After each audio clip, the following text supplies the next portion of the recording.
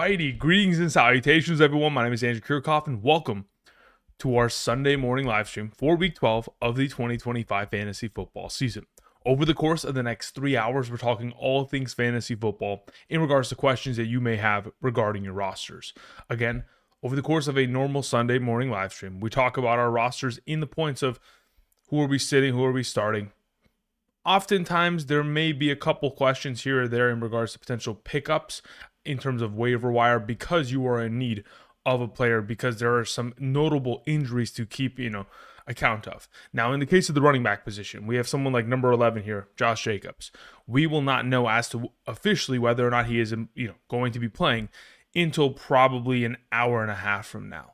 So once we have an indication as to whether or not he is playing, that'll certainly determine where many of our rosters will be going. If you do have Josh Jacobs, of course, you'll continue to roll him in the assumption that he plays. If he doesn't, of course, then you'll look towards someone, hopefully like an Emmanuel Wilson, to fill in for his potential success. Now, in regards to the rankings that you guys can see on screen, this is up to date as of this morning. Gone ahead and adjusted rankings ever so slightly based on projections and, of course, injuries that have now been made notable. Players like, a Brian Thomas Jr. not playing certainly upgrades the potential value of a Parker Washington and a Jacoby Myers within his offense. But effectively trying to answer all the questions that I possibly can over the course of today's live stream. I hope you guys are doing well on this wonderful Sunday. I'm exhausted. The lengths at which these rankings took last night, I think I was up till probably 4 a.m. So not too much sleep for your boy, but that's the entire purpose here. I'm trying to, of course, get you guys in the right position to succeed in regards to, of course, this week. And in order to do so, we need to answer questions. If you guys are going to send in a question, whether that is via the live chat or whether that is via super chat in order to claim priority, make sure you include your scoring format. The more context you provide within your question, whether it is a full PPR, half PPR, whether it is a double flex league, how many positions can we start? Are there any other bonus points that you get within your league? The more context you provide, the easier it'll be for not only myself, but of course, other members of this community to be able to help answer your guys' questions. Outside of that, I hope you guys are having a wonderful Sunday morning so far, and hopefully this is going to be a solid day for fantasy purposes, especially for many of us who are trending on our way to trying to capture a victory and get that much closer to the fantasy playoffs. Again, earlier today, I did post my all-encompassing rankings for both half and full PPR via the Patreon. So for those of you guys who are interested in getting that, you can look in that direction. And of course, for those of you guys who have signed up via the entire setup in regards to the Betr sign up using code Andrew, making that first time deposit, and then making that first time play. Those rankings have also been sent out earlier this morning. And if you're interested for getting future rankings every Sunday for the remainder of the season, you can check that out and all that information down below, whether it is the Patreon and or the Betr sign up. Thank you. Okay, let's get into it, shall we?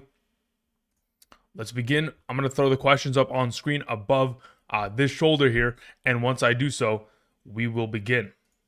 All right, the first question of this morning comes in from Heartscoped. Heartscope is dope. Says, full PPR, Aaron Jones or Michael Wilson? I think it's very simple. Michael Wilson's overall opportunity share of targets is far too, highly implicated for him to, not be the start in this circumstance. Jacoby Brissett is throwing the ball at an incredibly high rate. They're taking on the Jacksonville Jaguars at home.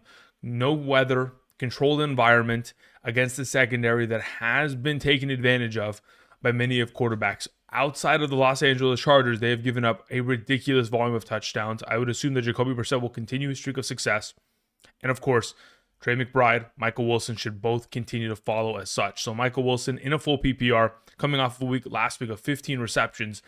Even if he does half as many this week, even if he has only 7 receptions, he's still going to be incredibly valuable at where he's currently at. So that's the direction that I would go in.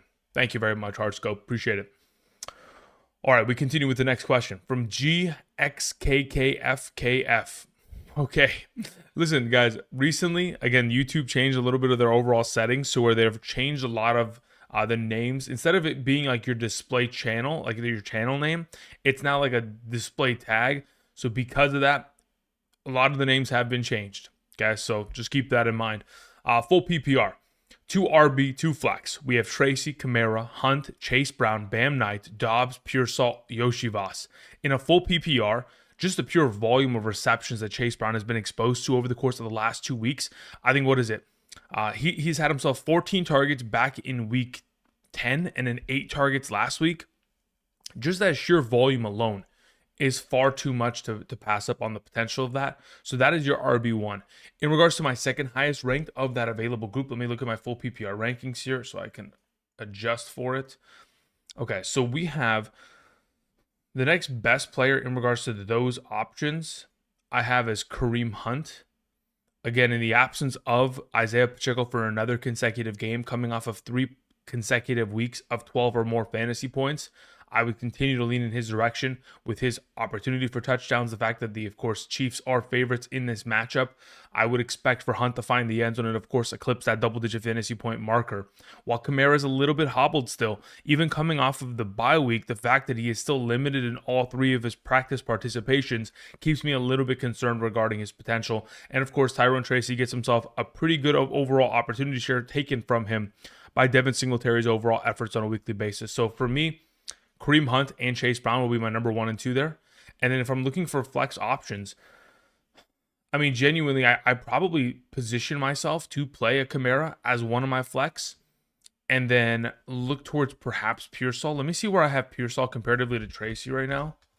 And then let's see. Okay, so Pearsall's there. I have Tyrone Tracy ahead of him. I think we're in a position here to which we're going to be playing 4 running backs.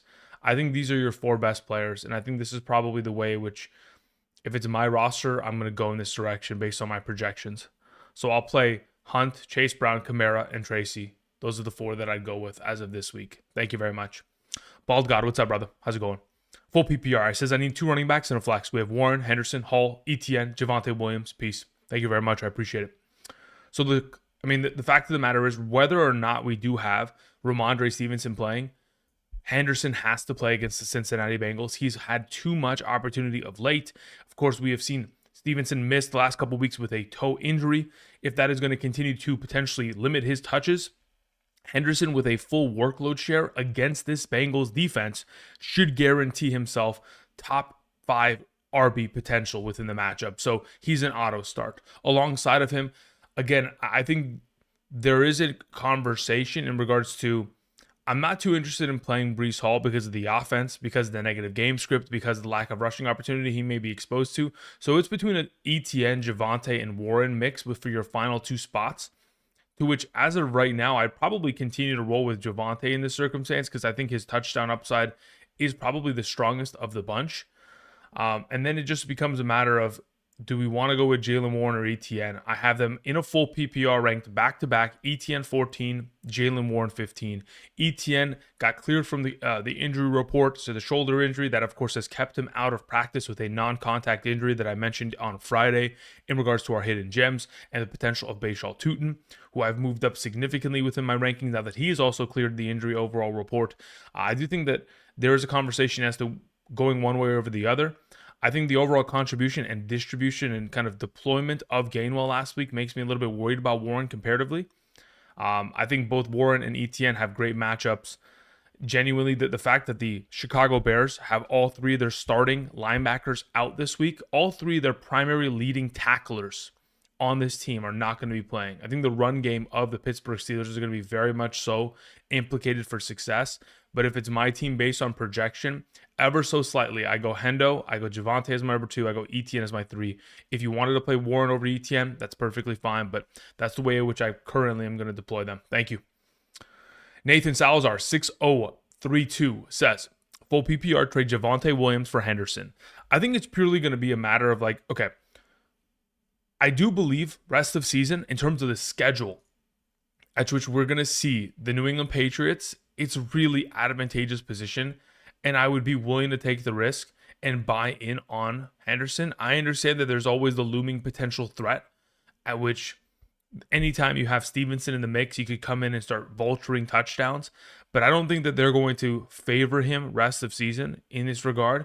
And when I look at the upcoming schedule of the New England Patriots, with obviously not only just Cincinnati this week, but we have the New York Giants, a bye week, then Buffalo, Baltimore, and the New York Jets in the fantasy playoffs, in comparison to the upcoming schedule for the Dallas Cowboys. I think the schedule for the Cowboys is a little bit more implicated for, I wouldn't say difficulties, but when you have to take on Kansas City and Detroit in week 13 and 14, it just becomes a matter of like, are we just purely preparing for the fantasy playoffs? If we are, I mean, technically speaking, I really do like what the New England Patriots schedule looks like, but obviously there's still a looming Ramondre, so you could just take advantage of Javonte taking on Minnesota, the Los Angeles Chargers, and Washington, who are all in their own right advantageous positions. So they're both great. It's just a matter of, are you okay with the risk at which Henderson provides with Stevenson kind of still looming and an undetermined potential volume that may go in his direction as of yet. So if you are willing to take the risk, which I am personally, then we go in that direction, because that's kind of the direction that I'm thinking about as of right now. Especially, again, if you can afford the Week 14 bye. If you can't afford the Week 14 bye, you're going to have a little bit of troubles making the playoffs. In that case, then just keep with Javonte, as he has no bye weeks ahead. Thank you. Tic Tac 123 sends in a question. Thank you very much. I appreciate it.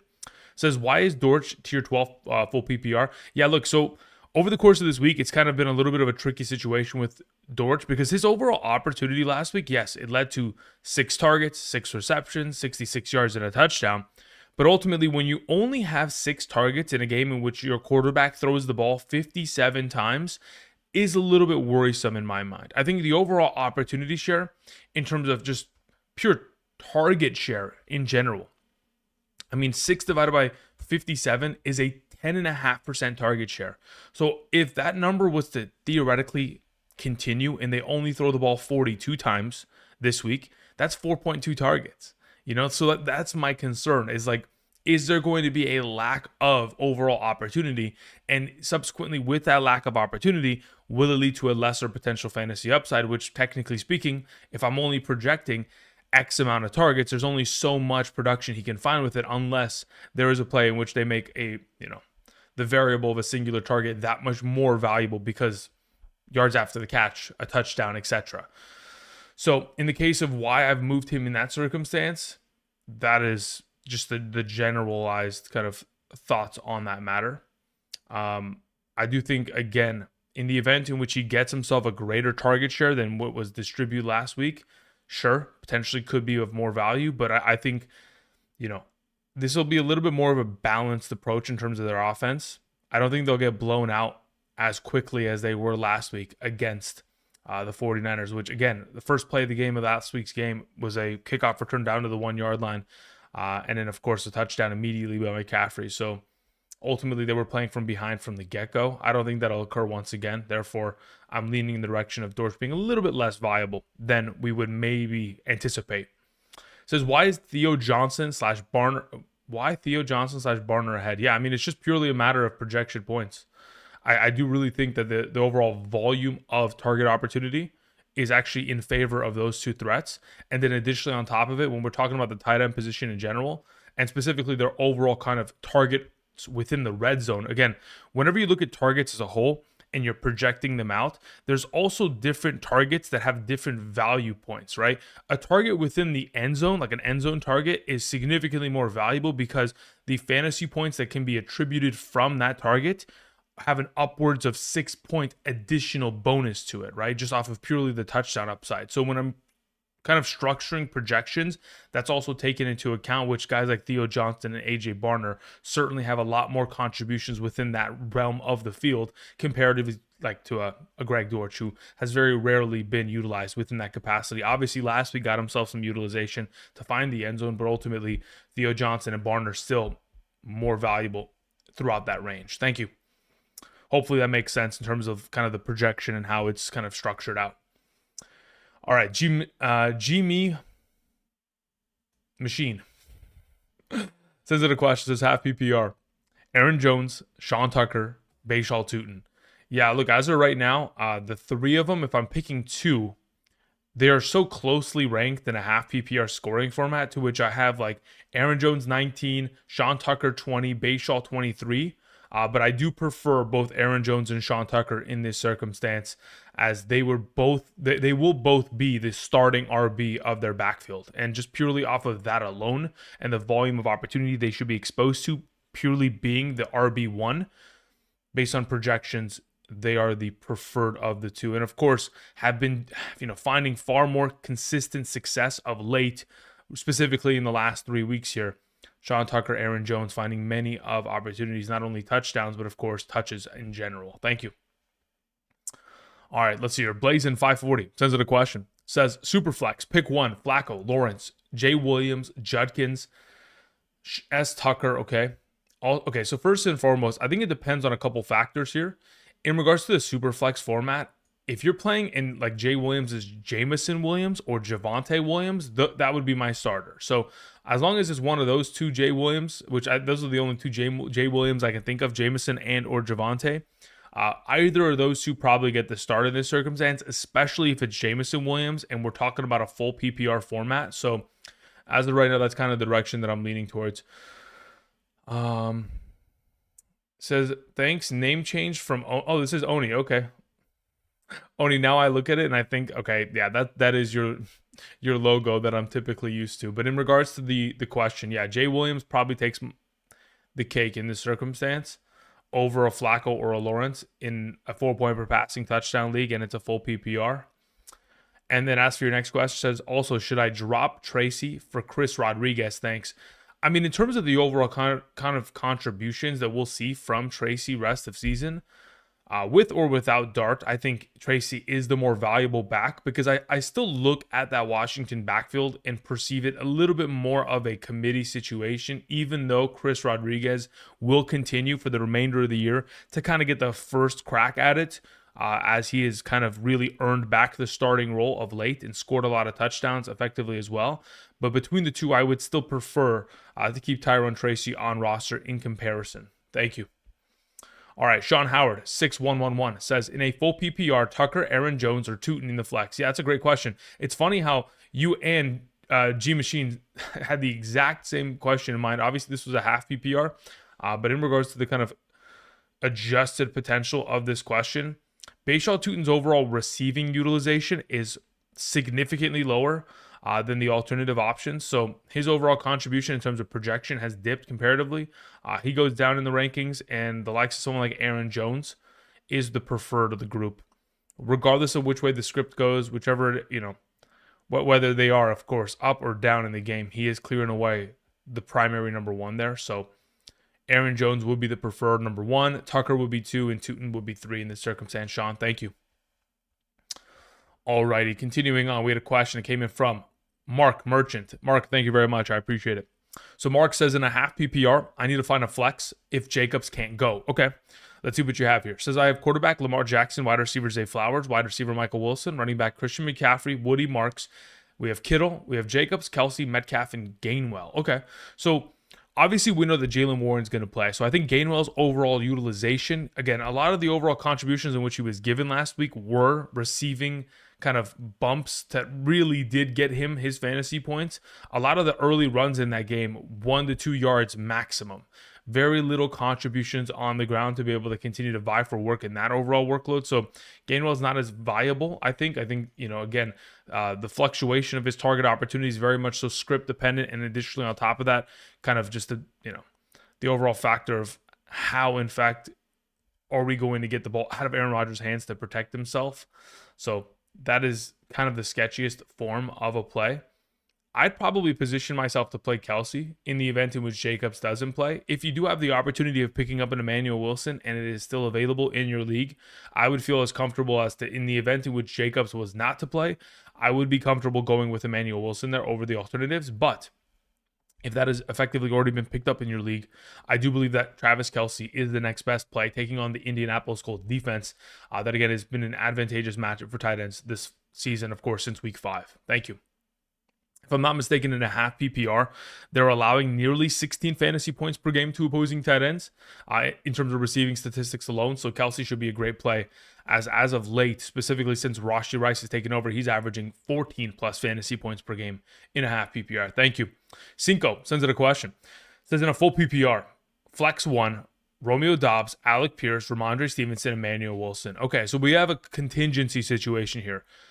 Depending on whether or not Josh Jacobs is playing will determine the answer to this question. So in the event in which Jacobs is not playing, you would play Emmanuel Wilson effectively because, of course, the absence of Jacobs and the volume of opportunity he would effectively be exposed to. Now, in the event in which Jacobs plays, like I do anticipate him to, as he's a tough son of a gun and he tries to play through every injury in his career, at that point, I would not be willing to go with Wilson there because, again, the opportunity would be vast majority in the direction of Jacobs, to which I would play Alec Pierce as my flex in a full PPR based on recent contributions and opportunity. You got to remember, in the last 3 games in which he has had those 10 plus fantasy points, which is 3 of the last 4, those target opportunity, kind of contributions, looking like, I think, nearly 10 targets per game in those games where he's like highly utilized.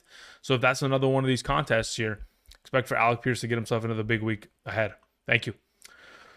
All right. We have Marty 8819 who says in a full PPR, we've got Godwin, Goddard, or White. In a full PPR, I mean, again, I don't really want to play Godwin in his first week back. Earlier this season, yes, he's had 14 total targets in the 2 games in which he played for the organization.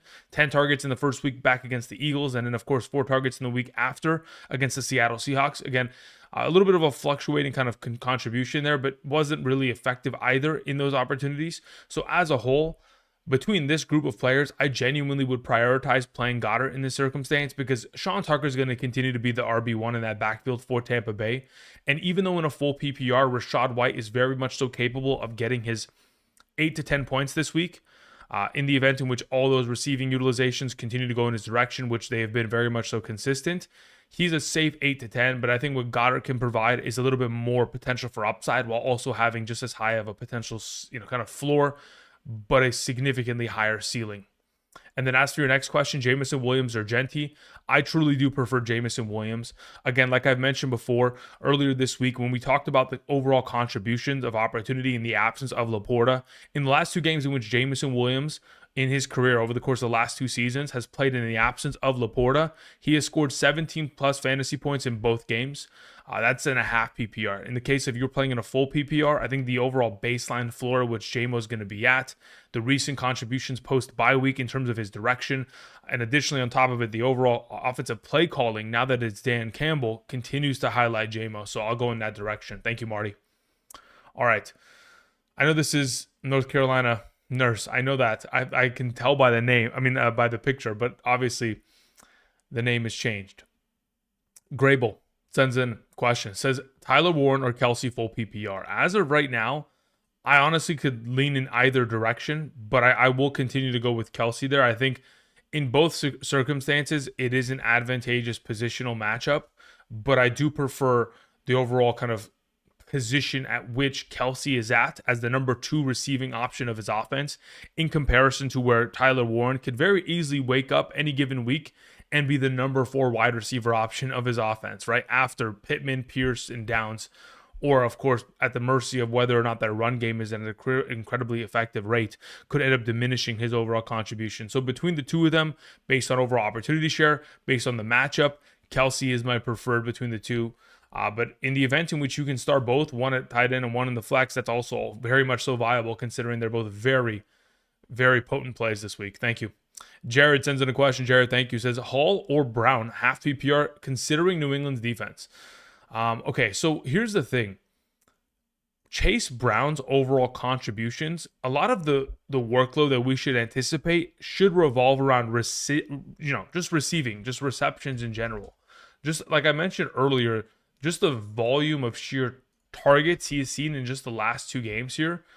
14 targets, 8 catches, 8 targets, 6 catches. Just the reception counts alone are so significantly impactful to his fantasy contributions. Like this most recent week, 6 fantasy points just off of receptions in a full PPR. Like that's a touchdown's worth of points just for doing nothing. Just pure opportunity. And now that you pretty much pluck out Samaje Perine from this lineup, you pluck out Jamar Chase, you would assume that Joe Flacco may need to get the ball out of his hands even quicker, and at that point, look in the direction of Chase Brown that much more, who, again, as of late, in 3 of the last 4 games, is averaging over 5.5 yards per carry on average. I understand it's a more difficult matchup in terms of rushing success rate against the New England Patriots defense, but I just don't like the potential script that would be implicated for Breece Hall, because I don't anticipate that once they're down in that game against the Baltimore Ravens, for them to effectively run the ball against Baltimore's defense, and then additionally throw the ball in the direction of a Breece Hall at the volume at which Chase Brown will see it. So it's very much so in my mind a clear and away play there in the form of Chase Brown. Thank you. All right, let's see here. Surly W says, good morning. Half PPR, Ricky Pearsall, Zach Charbonnet, or Cooper Kupp. I don't really love the idea of playing Cooper Kupp. I think there's too many mouths to feed in that offense, to which his overall contributions have been very much so inconsistent. So with the lack of consistency in that circumstance, and just looking at the overall contributions at which I've currently have it projected as with Pearsall, I think Pearsall is going to have himself a significantly better game this week. But I do have Zach Charbonnet projected for higher volume of points, to which he would be my preferred. Again, whenever the Seattle Seahawks are positioned in a point where they're nearly 14-point favorites against Tennessee, you would assume that if they're going to win by 2-3 touchdowns this given week, and they blow out the Tennessee Titans, in the second half, there should be a lot of deployment of heavy running, to which when that is taking place, you would assume that Kenneth Walker, Zach Charbonnet, just like in the most recent week against the Arizona Cardinals a couple weeks back, Charbonnet did a lot of damage within the rushing category in the second half, getting 14 attempts, 80 yards, and a rushing touchdown. I think a very similar scoreline could be attributed this week just off of the overall matchup itself, and additionally, the fact that they are ahead in killing the clock in the second half. So I'll go Charbonnet there. Thank you. Michael, Alex, and Mitchell. 3497 says Rome or AJ Brown in the flex and why. Yeah, so here's my thought process. So earlier this season against the Philadelphia Eagles, AJ Brown was shut down because for the entirety of the game, they just put a safety over the top of his side literally every single snap. And they did not allow him to get one-on-one coverage in any sort of capacity. So in the event in which they continue to deploy that exact same game plan, which I don't see why they wouldn't, as they played incredibly well in terms of stopping the potential of an AJ Brown and locking down one of the best options of that Philadelphia offense, it'll lead me to at least believing that between him and Rome Odunze, Rome is the better play. Taking on the Pittsburgh Steelers, who play about 40% man coverage since week 6, Rome Odunze is averaging over 16 fantasy points per game against heavy man coverage teams. I mentioned it earlier this week on multiple occasions. The games in which this season they have played against the top tier teams in terms of the top 7 teams in man coverage played this season. When Rome Odunze and the Bears have taken them on, he has gone nuclear against them every single time out. Again, now he has an opportunity of taking on another man coverage heavy team, to which I think this continues to lead in the direction of Caleb Williams looking in his direction, who are home favorites this week. So as of now, Rome Odunze is my preferred play of the two based on the matchup, based on the contribution. Again, you're taking on the number 2 matchup, the position, allowing over 32 fantasy points per game to opposing wide receivers. DJ Moore's overall contributions have diminished. This most recent week, Zacchaeus had 0 targets. It looks like Luther Burden is probably going to be the wide receiver too going forward. So with the deep shot potential of Luther Burden, a lot of the volume in order to move the chains is going to have to go in the direction of the tight ends and Rome. And effectively, I think the matchup itself is very much so in favor of Rome there. Thank you. Mark Bond 8339 says questions in the chat above. Points race for the playoffs. Thank you. Says in a full PPR, I need upside 2 running backs and flex from Swift, Charbonnet, Sean Tucker, Rashad White, Pollard, Monungai, Parker Washington, and we have Trey Tucker. Thanks. Okay. So, Mark, in this circumstance, you've got a lot of really good running back options. I do believe that my 2 favorite in a full PPR would be Sean Tucker and DeAndre Swift in this circumstance. Now, again, DeAndre Swift has been a little bit of a diminished kind of option because of Kyle Monungai stealing touchdowns of late. But I think in a full PPR, regardless of which way the script goes, he is very much so implicated for an incredibly high volume of touches. Again, this is back-to-back weeks post his groin injury, in which he missed that game against Cincinnati, in which he has still returned and had 18 or more touches in back-to-back games. So he's still very much so highly implicated. I'm not worried about the potential of his touchdowns. Eventually, they'll start to rack in there. So I will lean towards Sean Tucker and Swift as the 1-2 combo in this circumstance as your RBs. And then within the flex position, it's either playing Charbonnet or playing someone like Parker Washington. I think Parker would be a little bit of a better play in a full PPR than normal, especially with Brian Thomas Jr. out. But am I going to go Sharps here? Let me see where I have Charbonnet comparatively in my full PPR rankings. I'll let you know. Yeah, as of right now, I'll take Charbonnet there. Those would be the 3. It's close. Like when I say it's close, I mean I have Charbonnet and Parker Washington legitimately back-to-back ranked as of right now. So you could go either which way because of the projection, but I think the overall upside at which Charbonnet could provide, if the volume does go in his direction in a one-sided affair here, leads me to say, yeah, I would be very much so happy going Charbonnet, Swift, and Sean Tucker as my 2 RBs in flex this week. Thank you. All right, let's hear it. Moving on to a question from Sir Barkley, 714. Says, pick one, Theo, Cade, Colston. Okay, so that's Theo Johnson, Cade Otton, or Colston Loveland, and flex one of them or Tootin. No, I'm going to play Tootin there in the flex. That is a given. Now, in regards to which of those tight ends I'm going to play, as of this moment, I'd probably lean in the direction of, I'd probably still end up playing Theo Johnson or Cade Otton there. I think it depends on format.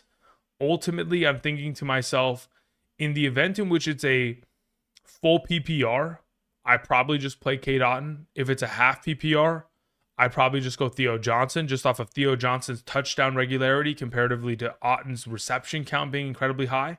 So I'd probably go Theo in a half, Cade in a full, and I'm for sure going to play Tootin in the flex, regardless of format. That's the way in which I would go about it this week. Thank you. All right, so for those of you who are joining us this morning, we're about 33 minutes into the live stream. I hope you guys are doing well on this wonderful Sunday. Again, this is week 12 of the 2025 fantasy football season. It's been quite the marathon, but of course, we're continuing to try to put together lineups in order to help us get to the fantasy playoffs. Again, like I mentioned before, the rankings that you guys can see on screen right here are updated as of this morning. As of right now, there's still going to be information that is revealed to us in the coming hours in regards to the context of which players are available. Someone like a Josh Jacobs, his overall status will be revealed. But again, I'm going to continue to answer questions. Again, hopefully the rankings that are on screen updated as of this moment. Again, they do not include any players who are on bye, and they do not include any players who have played already this week. So hopefully you understand that and can utilize these to the best of your ability to help yourself start your lineups. Otherwise, of course, you can check out the Patreon, or hopefully I can answer your question directly over the course of today's live stream, or indirectly by answering somebody else's question in which you may have the exact same question for your roster. Thank you. All right, continuing on, we had Sir Barkley, okay, we took care of that one. Appreciate it. Frank Grillo sends in a question. Frank, thank you. First league, flex Devontae Smith, Wan'Dale Robinson, Rashad White, Tucker, or Gainwell. Or Gainsell, huh? That's a good one. I don't know if that's what you meant, like as in a joke, but that's actually a pretty funny one. In regards to your position here, if I'm going to flex only one of these options, it's probably going to be Devontae Smith. Let me see here really quickly. Do you have a format in this circumstance? No. Let's say, actually, let me check some of your earlier messages in the past and see if there's any format associated. It's full PPR. Well, actually, last year was full PPR. It could be different this season. But let's just say that perhaps it's still a full PPR circumstance, just to kind of keep it going in that form.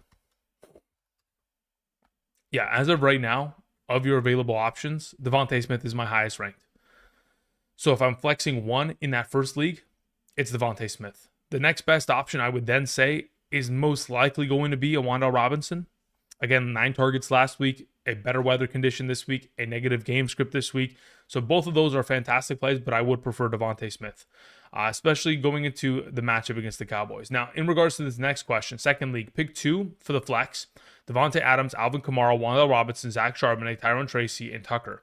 Devontae Adams has to play, especially in the case in which, again, we're talking about the consistency of a full PPR player that has touchdown upside. I feel like that is just the automatic in that circumstance, to which we look towards like Wan'Dale Robinson. Let me see where I have him ranked comparatively to the alternative options you've mentioned here of Kamara, Charbonnet, Tracy, Tucker. I have Wan'Dale Robinson in a full PPR projected for higher than all of those options. Let me see, where do I have Kamara? Yeah, he's just, it's not really fair because the volume of receptions he's probably going to haul in just keeps him as an incredibly safe floor. And if this game becomes as one-sided as we anticipate, Jameis should be throwing for majority, if not the entirety of the second half. So for now, in the second league, Devontae Adams and Wan'Dale Robinson, League 2, Devontae Smith in League 1. Thank you, Frank. Appreciate it. All right, let's see here. Curtis Watkins. Curtis, thank you very much. Has questions in the chat. Curtis says, after a few weeks of working on trades, I now like my team. Now just need some advantageous starting advice to get some more wins. In a full PPR, I need 1 quarterback, 2 wide receivers, 2 running backs, and a flex.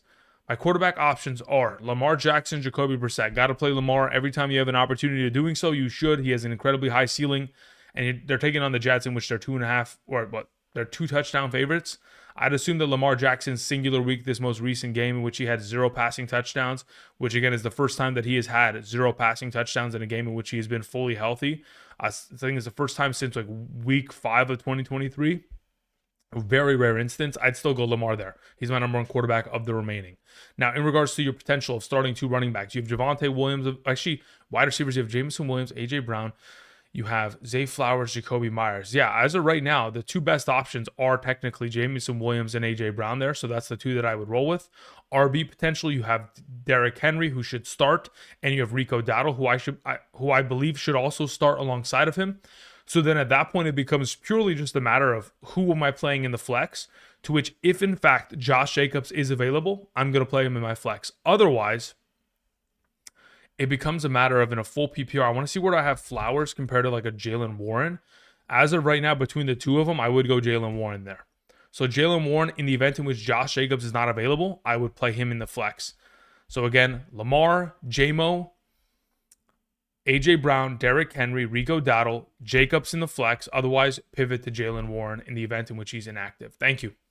Don Frost, 316, says, greetings and salutations. Emmanuel Wilson, Kareem Hunt, Yoshivas, or Slayton in a PPR. Thank you. Okay.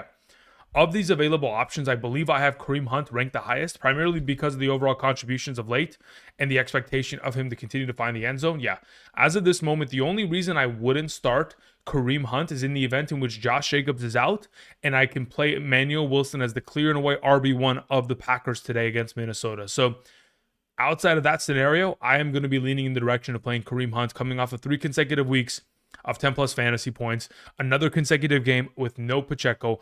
I've mentioned it in the past. We're talking about a 75+% rate of 10 plus fantasy points from Hunt in a half PPR in terms of contributions when Pacheco has been absent. And additionally, over the course of the last, I believe it's in the last 16 regular season games in which he has had 10 or more touches, 12 of those 16 games consisting of 10 or more fantasy points. So just far too much consistency in that circumstance. Thank you. Luke sends in a question. Thank you very much, Luke. Says, good morning. In a half PPR, do I start Genty in my RB slot and flex Montgomery, or start Montgomery in my RB slot and flex Wanda Robinson and Parker Washington? Thank you. I don't see why you wouldn't just play Genty in Wanda Robinson in this circumstance. If I had to choose between the combos, in a half PPR, I think I feel a little bit more comfortable leaning towards the double RB positioning. If there's like a certainty to where it's like, oh, I have to go with half PPR. If I can't play Genty and maybe Wandell, I mean, at this point, I think it's just Genty and Montgomery rather than Montgomery in one of these options. So I'd play both RBs here because of the fact that, again, the Lions are 12.5 point favorites. They're 13-0 against the spread off of a loss. Again, they are implicated to probably blow out the Giants, and in doing so, there's going to be that much more of a potential for Montgomery's touchdown upside. Even though we've recently seen games in which Jahmyr Gibbs goes for 35 plus points because he's going for 2-3 touchdowns. Hopefully this week, for your sake and for the sake of the solidarity of this backfield, Montgomery will be exposed to the opportunity he needs to be relevant at a greater capacity of 10 plus fantasy points.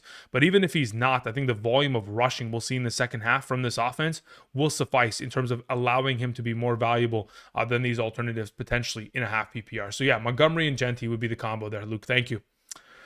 All right, let's hear Sam Miner or Nimer 3868 says, hey Andrew, full PPR, 2 running backs, 2 flex, Sean Tucker, Alvin Kamara, Kenneth Walker, Ramondre, Darnell Mooney, and Yoshi Voss. Of these available options, I think Kenneth Walker and Sean Tucker and Alvin Kamara in a full PPR feel like the best plays there. I feel like if I'm going to play one more option in the flex, I'll just go with Mooney. So I'll just take all 3 running backs, Sean Tucker, Alvin Kamara, Kenneth Walker, and I'll pair them up with Mooney. I don't think I need to force a Yoshi Voss play. I don't think I need to force Ramondre coming back as of yet.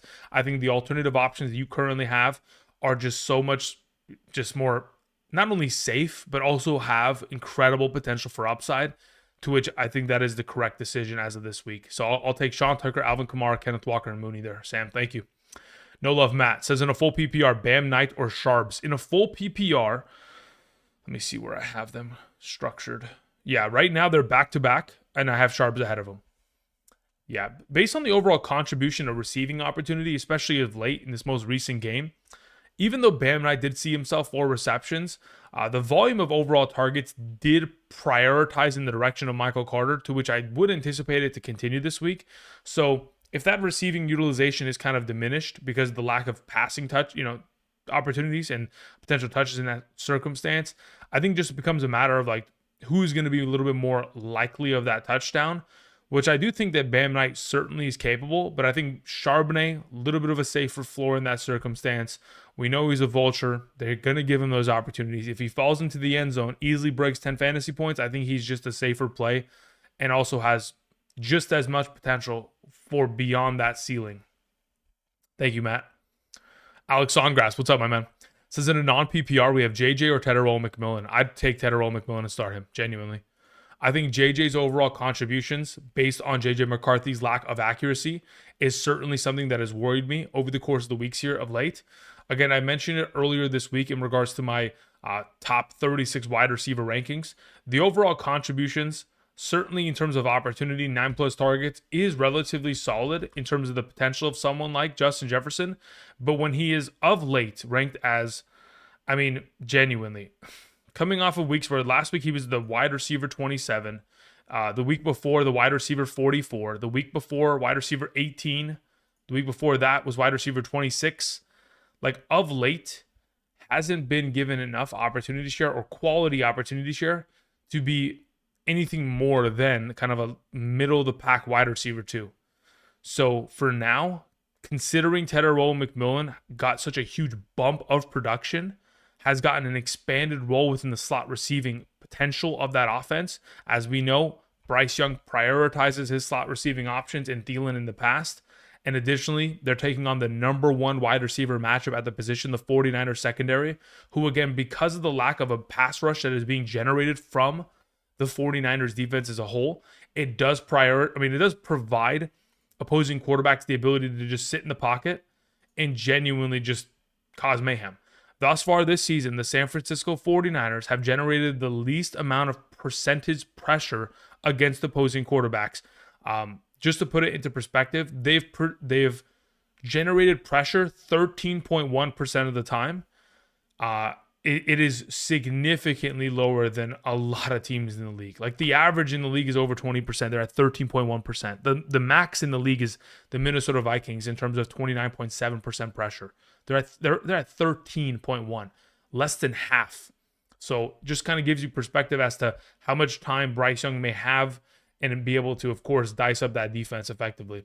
Next question, non-PPR, pick one in the flex. Walker, Tootin, JJ, full PPR. Okay, actually, this is a non-PPR question, excuse me. Pick one, Walker, Tootin, JJ. I would prefer to play Kenneth Walker, genuinely, and that's the direction in which I would suggest you go in the direction of. Thank you. Next question, full PPR, Theo Johnson, Juwan Johnson, or Brenton Strange. I think Brenton Strange we should be a little bit careful with him on the first week back. Again, I don't think we've really fared all too well with players coming back from injury immediately starting for us. Especially coming off of the IR. Even though I do have Brenton Strange at 15, it's predominantly because of the fact that the rest of the tight end field just has so much lack of consistency. And the fact that we have BTJ out and Hunter Long out. And of course, they're taking on Arizona, who's allowing 6 receptions per game to opposing tight ends since week 5. I assumed he'd be a little bit of a safer play in a full PPR. But in this case, Juwan Johnson should be your play in this final question here, Alex. Thank you. Springs05 sends it a question. Says, in a half PPR flex, Judkins, Kenneth Walker, or Charbonnet? It's between Kenneth Walker and I think Judkins in this circumstance. I think Charbonnet certainly could outscore both of them. I don't think it's out of the realm of possibility.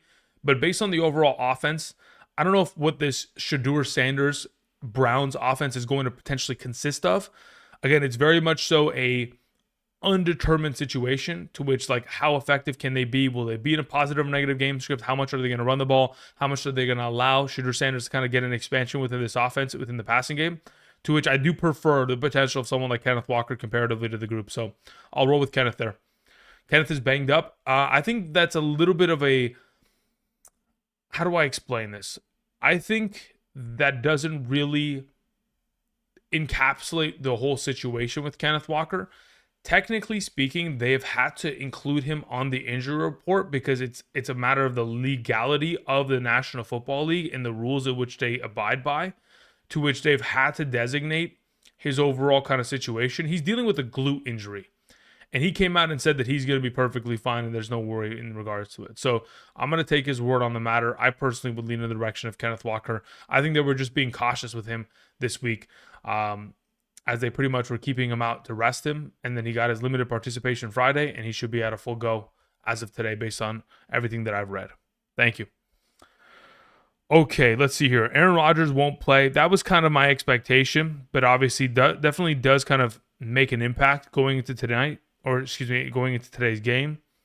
I think the Bears are in a really good chance to win this week, and I think that's kind of why at home they should be preferred as the favorites. Okay, continuing on. We had a question from Michael Williams, 4046, who says, in a full PPR, double wide receiver, Myers, Pierce, Pearsall, Watson, and could pick up Washington. No, I don't think you need to pick up Washington. In this circumstance, I'd be very comfortable playing Alec Pierce and Christian Watson.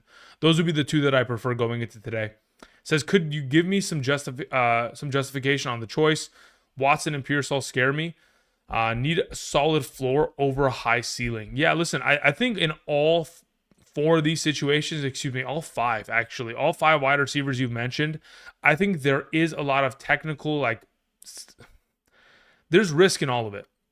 The wide receiver position, by far and away, throughout all of fantasy, has the highest volume of volatility because of the fluctuation of total targets and contributions. In the case of these players in specific, Alec Pierce has been far more implicated for safe floors because of the volume of targets he has seen of late. Again, like I've mentioned it before, and I'll continue to reiterate in regards to his kind of production, whenever you're giving Alec Pierce the benefit of 10 plus targets, I mean, just in the last 3 games in which he's been heavily utilized, 7, 13, and 10 targets. Whenever you're getting that kind of volume, his floor is that much significantly higher, to which then it just becomes a matter of, okay, can Pearsall compete with all the targets within the 49ers offense comparatively to the alternative options? To which I think to myself, I would rather play Christian Watson, who is purely just competing with Romeo Doubs and Luke Musgrave for targets. There's no Jaden Reed. There's no there's no Tucker Kraft. The backfield may get themselves a couple opportunities here and there, but ultimately, Christian Watson, the red zone utilization will continue to be contributed in his direction, but again, effectively has less target competition, which in my opinion makes him a little bit of a safer floor comparatively to the field in this circumstance. Again, my third best option in this circumstance would be technically like a Parker Washington or Pearsall. Let me see where I have them ranked full PPR comparatively to one another. My third best option of the group would be Parker Washington, but I'd feel way too comfortable going Christian Watson and Alec Pierce there to tell you to veer away from those two. I think it's just a matter of recency of, of course, opportunity, and I think the expansion upon that for Christian Watson. Otherwise, Alec Pierce should be an auto start. Thank you. All right, continuing on. Alan says, hey, Andrew, Tootin, White, Tez, P-Wash, or Gainwell. Thank you. Of the availables, I would probably end up playing Bayshaw Tootin in this circumstance. Again, I don't really trust Rashad White with Sean Tucker getting as much contributions as he has. Tez Johnson's overall target opportunity is going to diminish with the return of Chris Godwin. Parker Washington is a decent option in the absence of course, effectively BTJ, but the return of a Bretton Strange does potentially impact him. And Gainwell, with Jalen Warren at a full capacity, I don't think is an outright start. So in this circumstance, I'm going to play Tootin in my lineup, taking on Arizona, a top 5 RB matchup. And of course, Tootin's overall contributions of late has really designated and indicated they want to get him in a two-headed monster kind of approach. Thank you. All right, the Hawk fan 17 says Bretton Strange or Tony Pollard in the flex half PPR. I genuinely don't like playing either of these two, and I think both options are very sketchy. If I was going to play one over the other, I'd probably tell you to play Bretton Strange and hope that he falls into the end zone. Genuinely, I don't have any trust in Tony Pollard. Taking on Seattle's run-stop defense just to begin is already a problem. And then additionally on top of it, when you anticipate the potential of a negative game script at which it's currently sitting at they're minus 13.5, or so they're plus 13.5 point underdogs against Seattle, you would assume that in the second half, we're going to see a lot of Tyjae Spears as we have of late, to which a lot of the receiving contributions will go to Spears, less opportunity to Pollard, and effectively, unless Pollard was to get a lucky big run, or a touchdown somewhere within this game, which I don't anticipate. I honestly just rather play Strange there. Zach sends in a question. Zach says, pick 2, Michael Wilson, David Montgomery, Javonte Williams, and Emmanuel Wilson. Yeah, as of right now, assuming Jacobs plays, you're going to play Javonte and Michael Wilson. Those will be your 2 best. In the event in which we do have Josh Jacobs inactive today against Minnesota, you would play Emmanuel Wilson alongside of Michael Wilson. Thank you. We Buy Homes sends in a question. Says, questions in the chat. Says, in a non-PPR, I need to pick 3. Rice, Higgins, Henderson, Abuka, Diggs, and Jefferson. Thanks, Andrew. Okay. Buy Homes. This is my current suggestion of the availables. In a non-PPR format, I would play Henderson. I would play... Wow.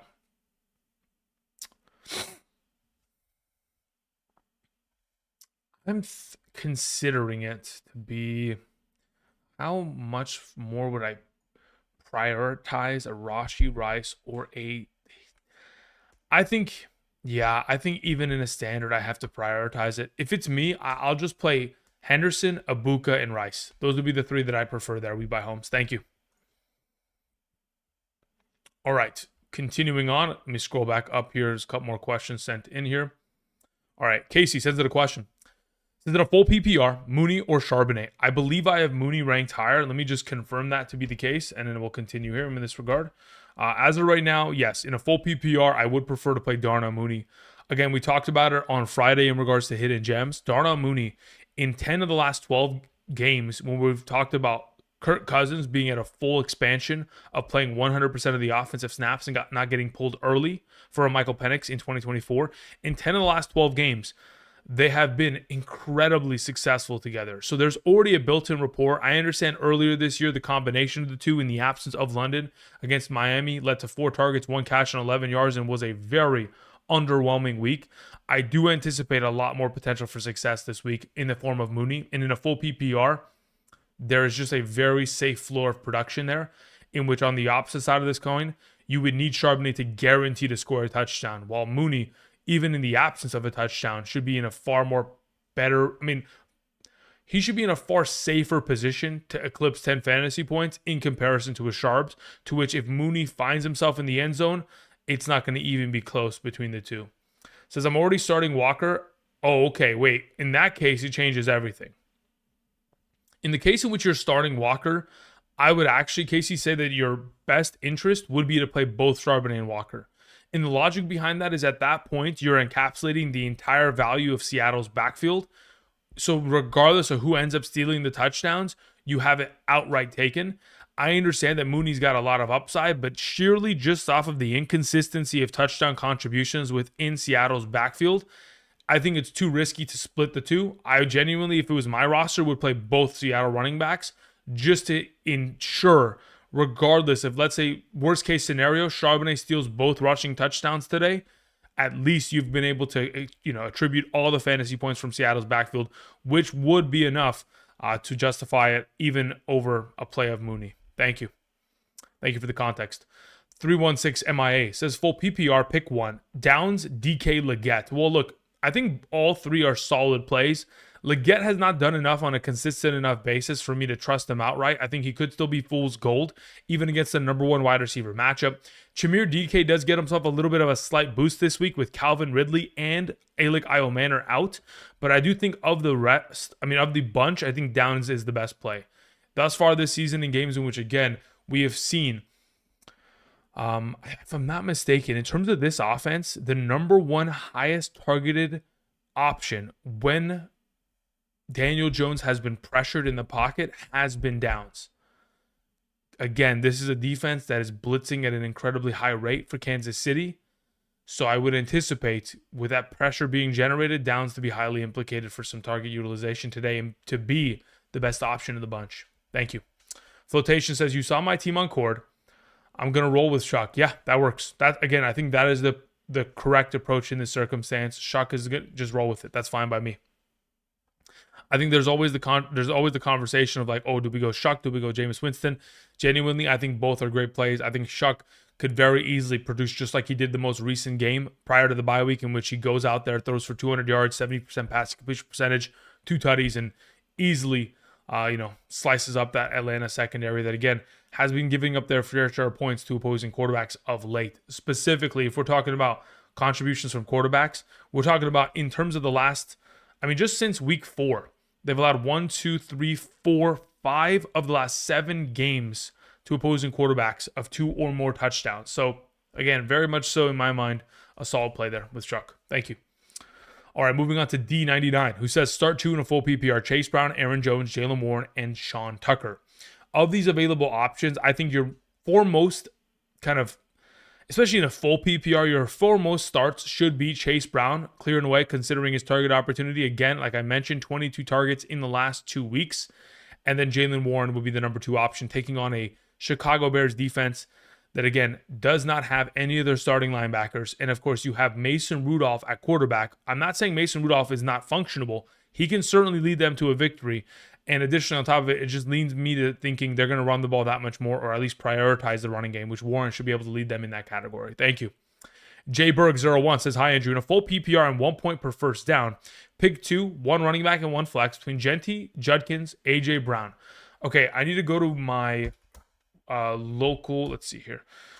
So there's a website that I utilize to figure out how many first downs these players get on a weekly basis. For those of you guys who play in a first down per week kind of league, I'm curious what like AJ Brown's first downs per game look like of late. Let's see here.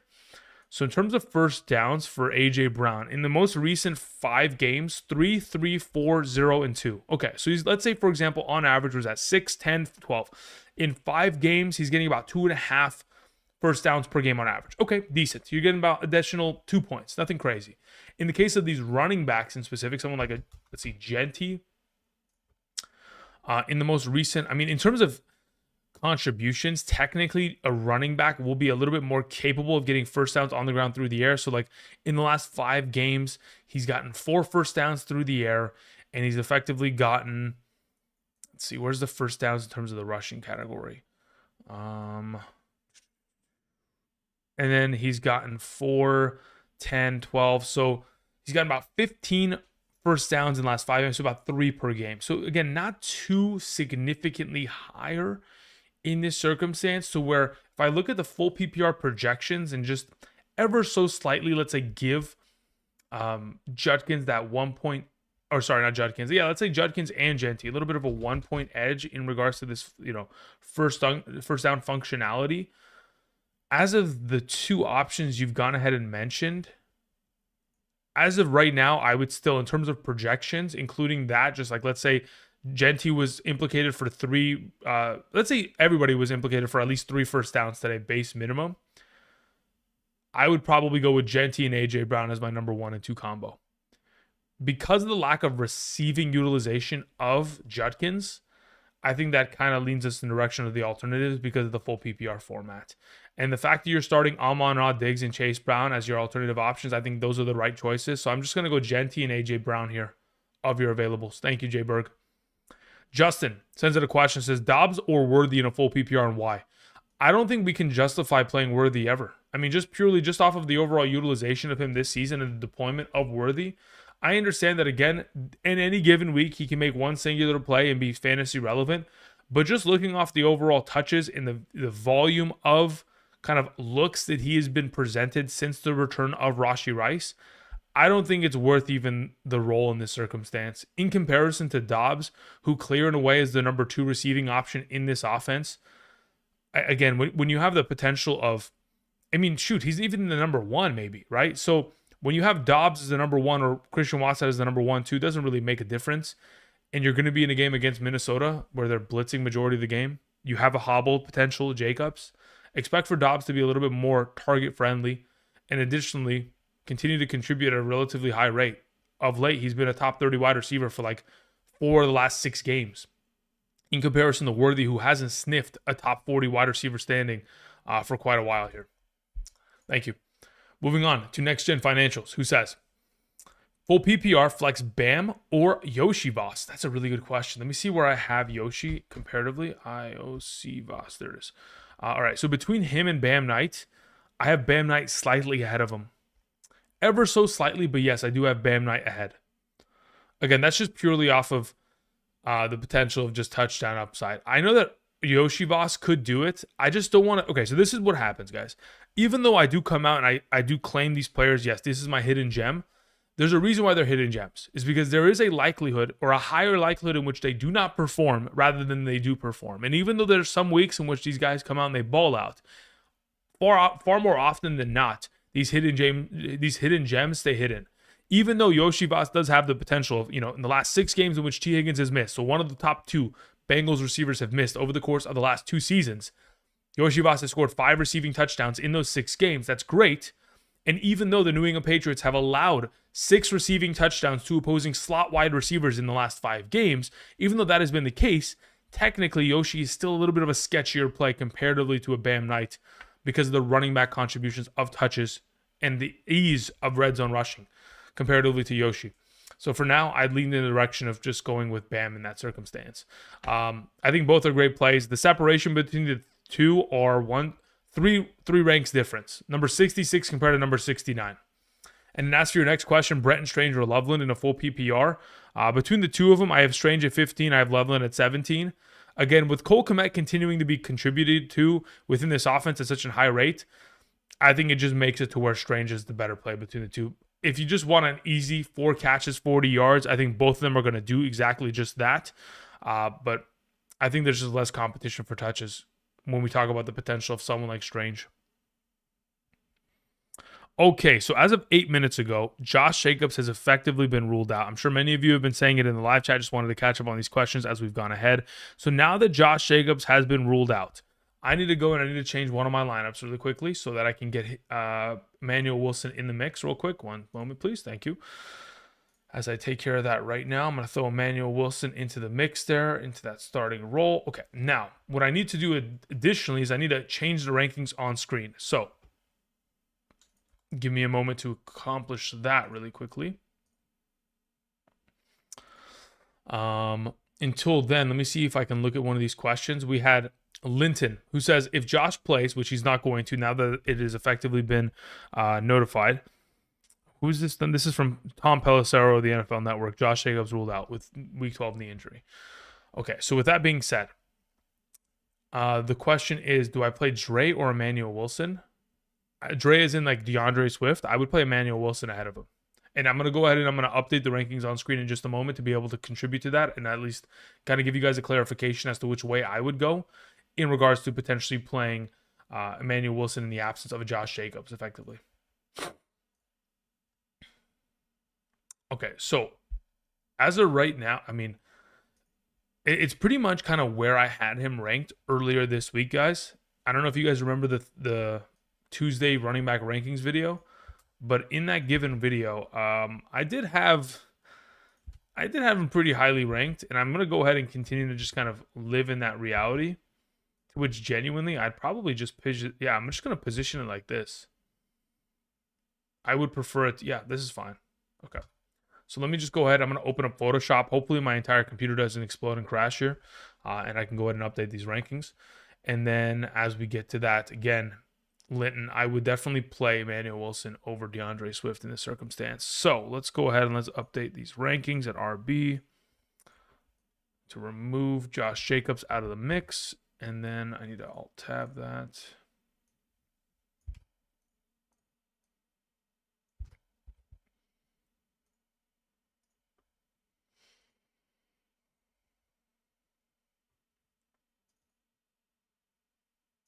Okay, so there it is. I've updated my rankings to which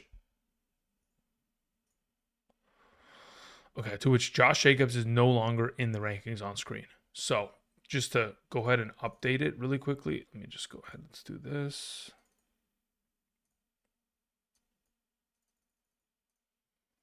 So Emmanuel Wilson, he's taking Josh Jacobs' spot, top 11, easy peasy. So start him, auto start. Like I mentioned at the beginning of the week when we talked about waiver wire, when I talked about him at RB rankings, when I talked about it in terms of the overall contribution. For those of you who are listening to this, again, how many people are in here? About almost 1,000 of you. I will go ahead and I will reread the overall kind of development of the research in which I collected in regards to the kind of justification of playing Emmanuel Wilson today in the absence of Josh Jacobs. So let's go ahead and let me just continue to just develop upon this. So this is what I said on Tuesday, and I'll continue to say. In 2024 and 2025, the last 2 seasons, in games in which Emmanuel Wilson has been given 10 or more touches, in a half PPR is averaging 12.4 fantasy points per game. He has scored more than 10 fantasy points in 5 of the last 6 games in which he has had 10 or more touches, which again, in the absence of Josh Jacobs, should easily be able to accomplish that, as thus far this season, Josh Jacobs is averaging nearly 20 touches per game. Now, over the course of the last 22 Green Bay Packers game, regular and postseason, the running back position, whether it be Jacobs, Emmanuel Wilson, or Chris Brooks, have totaled for 33 running back touchdowns. Again, Josh Jacobs has continued this streak of scoring, when healthy, a rushing touchdown minimum in 16 of the last 17 games in which he has played, regular or postseason. The Vikings are the 16th best matchup, allowing nearly 14.5 fantasy points per game via rushing statistics allowed. But as of late, Minnesota has allowed over 100 rushing yards to the Chargers, Ravens, and Bears on the ground, and 1 rushing touchdown minimum to each of those 3 running backs, the running backs of those offenses. So Chicago 111 in a touchdown, Baltimore 107 in a touchdown, the Chargers 145 in a touchdown. You would assume that Emmanuel Wilson, with the opportunity that he'll be exposed to, the effectiveness with that opportunity over the course of the last 2 seasons, and of course, how this offense has functioned of late, Emmanuel Wilson should be a solid play coming off of a week in which he had 12 touches, 49 yards, and a tutty this most recent week in 3 quarters of play. Thank you. Alrighty, let's continue on. We move on to a question that comes in from Mason Davis. Mason, thank you very much. It says, good morning, Andrew. Hope all is well. It is. Thank you very much. I'm kind of tired, but that just comes with the territory of having to figure out life and figure out these rankings, because there's so much information to try to digest within a single Saturday night in terms of all the overall contributions and the opportunity. Again, just figuring out what I'm doing with Devin Neal today was enough of a headache yesterday. So anyway, continuing on. Devin Neal's the backup to Alvin Kamara, by the way. It's a 60-40 split in that backfield. That's why I'm a little bit concerned. But anyway, I have to start 1 running back in a flex. Charbonnet, Kamara, Pitts, Tucker, Parker, Washington. Who should I start? Okay, so of your available options, if we're starting 3 of these players, I think it's probably in our best interest in a full PPR scoring format. Let's go ahead and pull this up real quick. Actually, what I want to do is I want to remove. Okay, so we remove Jacobs in that circumstance. Okay, cool, perfect. So full PPR. Let's go find a Kamara. So Kamara's pretty high up there. And then you have Charbonnet, you have Kyle Pitts, you have Tucker, you have Parker Washington. So of those available options, where's Pitts? Kyle Pitts is there. Yeah, so this is the way in which I would go about it. As of this week, I would play Kamara, Charbonnet, and Kyle Pitts. Those would be the 3 that I roll with. Kamara obviously should get himself a solid volume of opportunity, again, because of the positive nature or neutral nature of the game script, taking on a Kirk Cousins offense. You would assume that the Atlanta Falcons will be less inclined to score. And in regards to Charbonnet, again, we've talked about it all day long. There's a pretty high likelihood in which he can fall into the end zone. And then when we have Kyle Pitts, who's coming off of a game with Kirk Cousins in week 8 of this season, in which he had 9 targets, 9 receptions, I think he's a little bit of a safer play in that regard as well, as they take on the New Orleans Saints that are a solid matchup for tight ends. So those are the 3 that I'd go with. Thank you. Uno sends it a question. Uno says, with Jacobs being a game time decision, should I hold Wilson? Yes, you should start him. Drop Quentin Johnston for Tootin and start Montgomery over Theo Johnson in the flex. I would play Montgomery over Theo. That's fine by me. In regards to dropping Quentin Johnston in order to pick up Tootin, I think it depends on a couple factors. Are you ever going to play Quentin Johnston rest of season? That's really just a question of this overall kind of circumstance. Because I would like to have Tootin on roster, but if Quentin Johnston is one of your top 4 wide receivers and he's going to be in the mix of contributing in the upcoming weeks post-bye week, then you should probably keep. But in the event in which you do find yourself looking at your roster and thinking, I'm never going to start Quentin Johnston over X, Y, or Z wide receivers I already have, then making this pivot just in case anything is to happen to where Tootin maybe gets an expansion within his role or anything of that nature, I wouldn't mind the potential exploration of that. All right, Moek sends it a question. Says, I need 1 wide receiver and 1 flex. Pierce, Pearsall, Tucker, and Tootin. Raiders, Bears, Falcons, or Rams defense. I have the Raiders as my highest ranked, like you can see on screen. In regards to the wide receiver and the flex that I would play today, I'm leaning in the direction of going with like Alec Pierce and Sean Tucker as the 1-2 combo there. Let me see where I have Alec Pierce in a half PPR compared to someone like Sean Tucker. So Alec Pierce sits there. Sean Tucker's ahead of him. And then where's Bayshaw Tootin? Bayshaw, okay, so the way at which I currently have those available options you mentioned here, Moek 2925,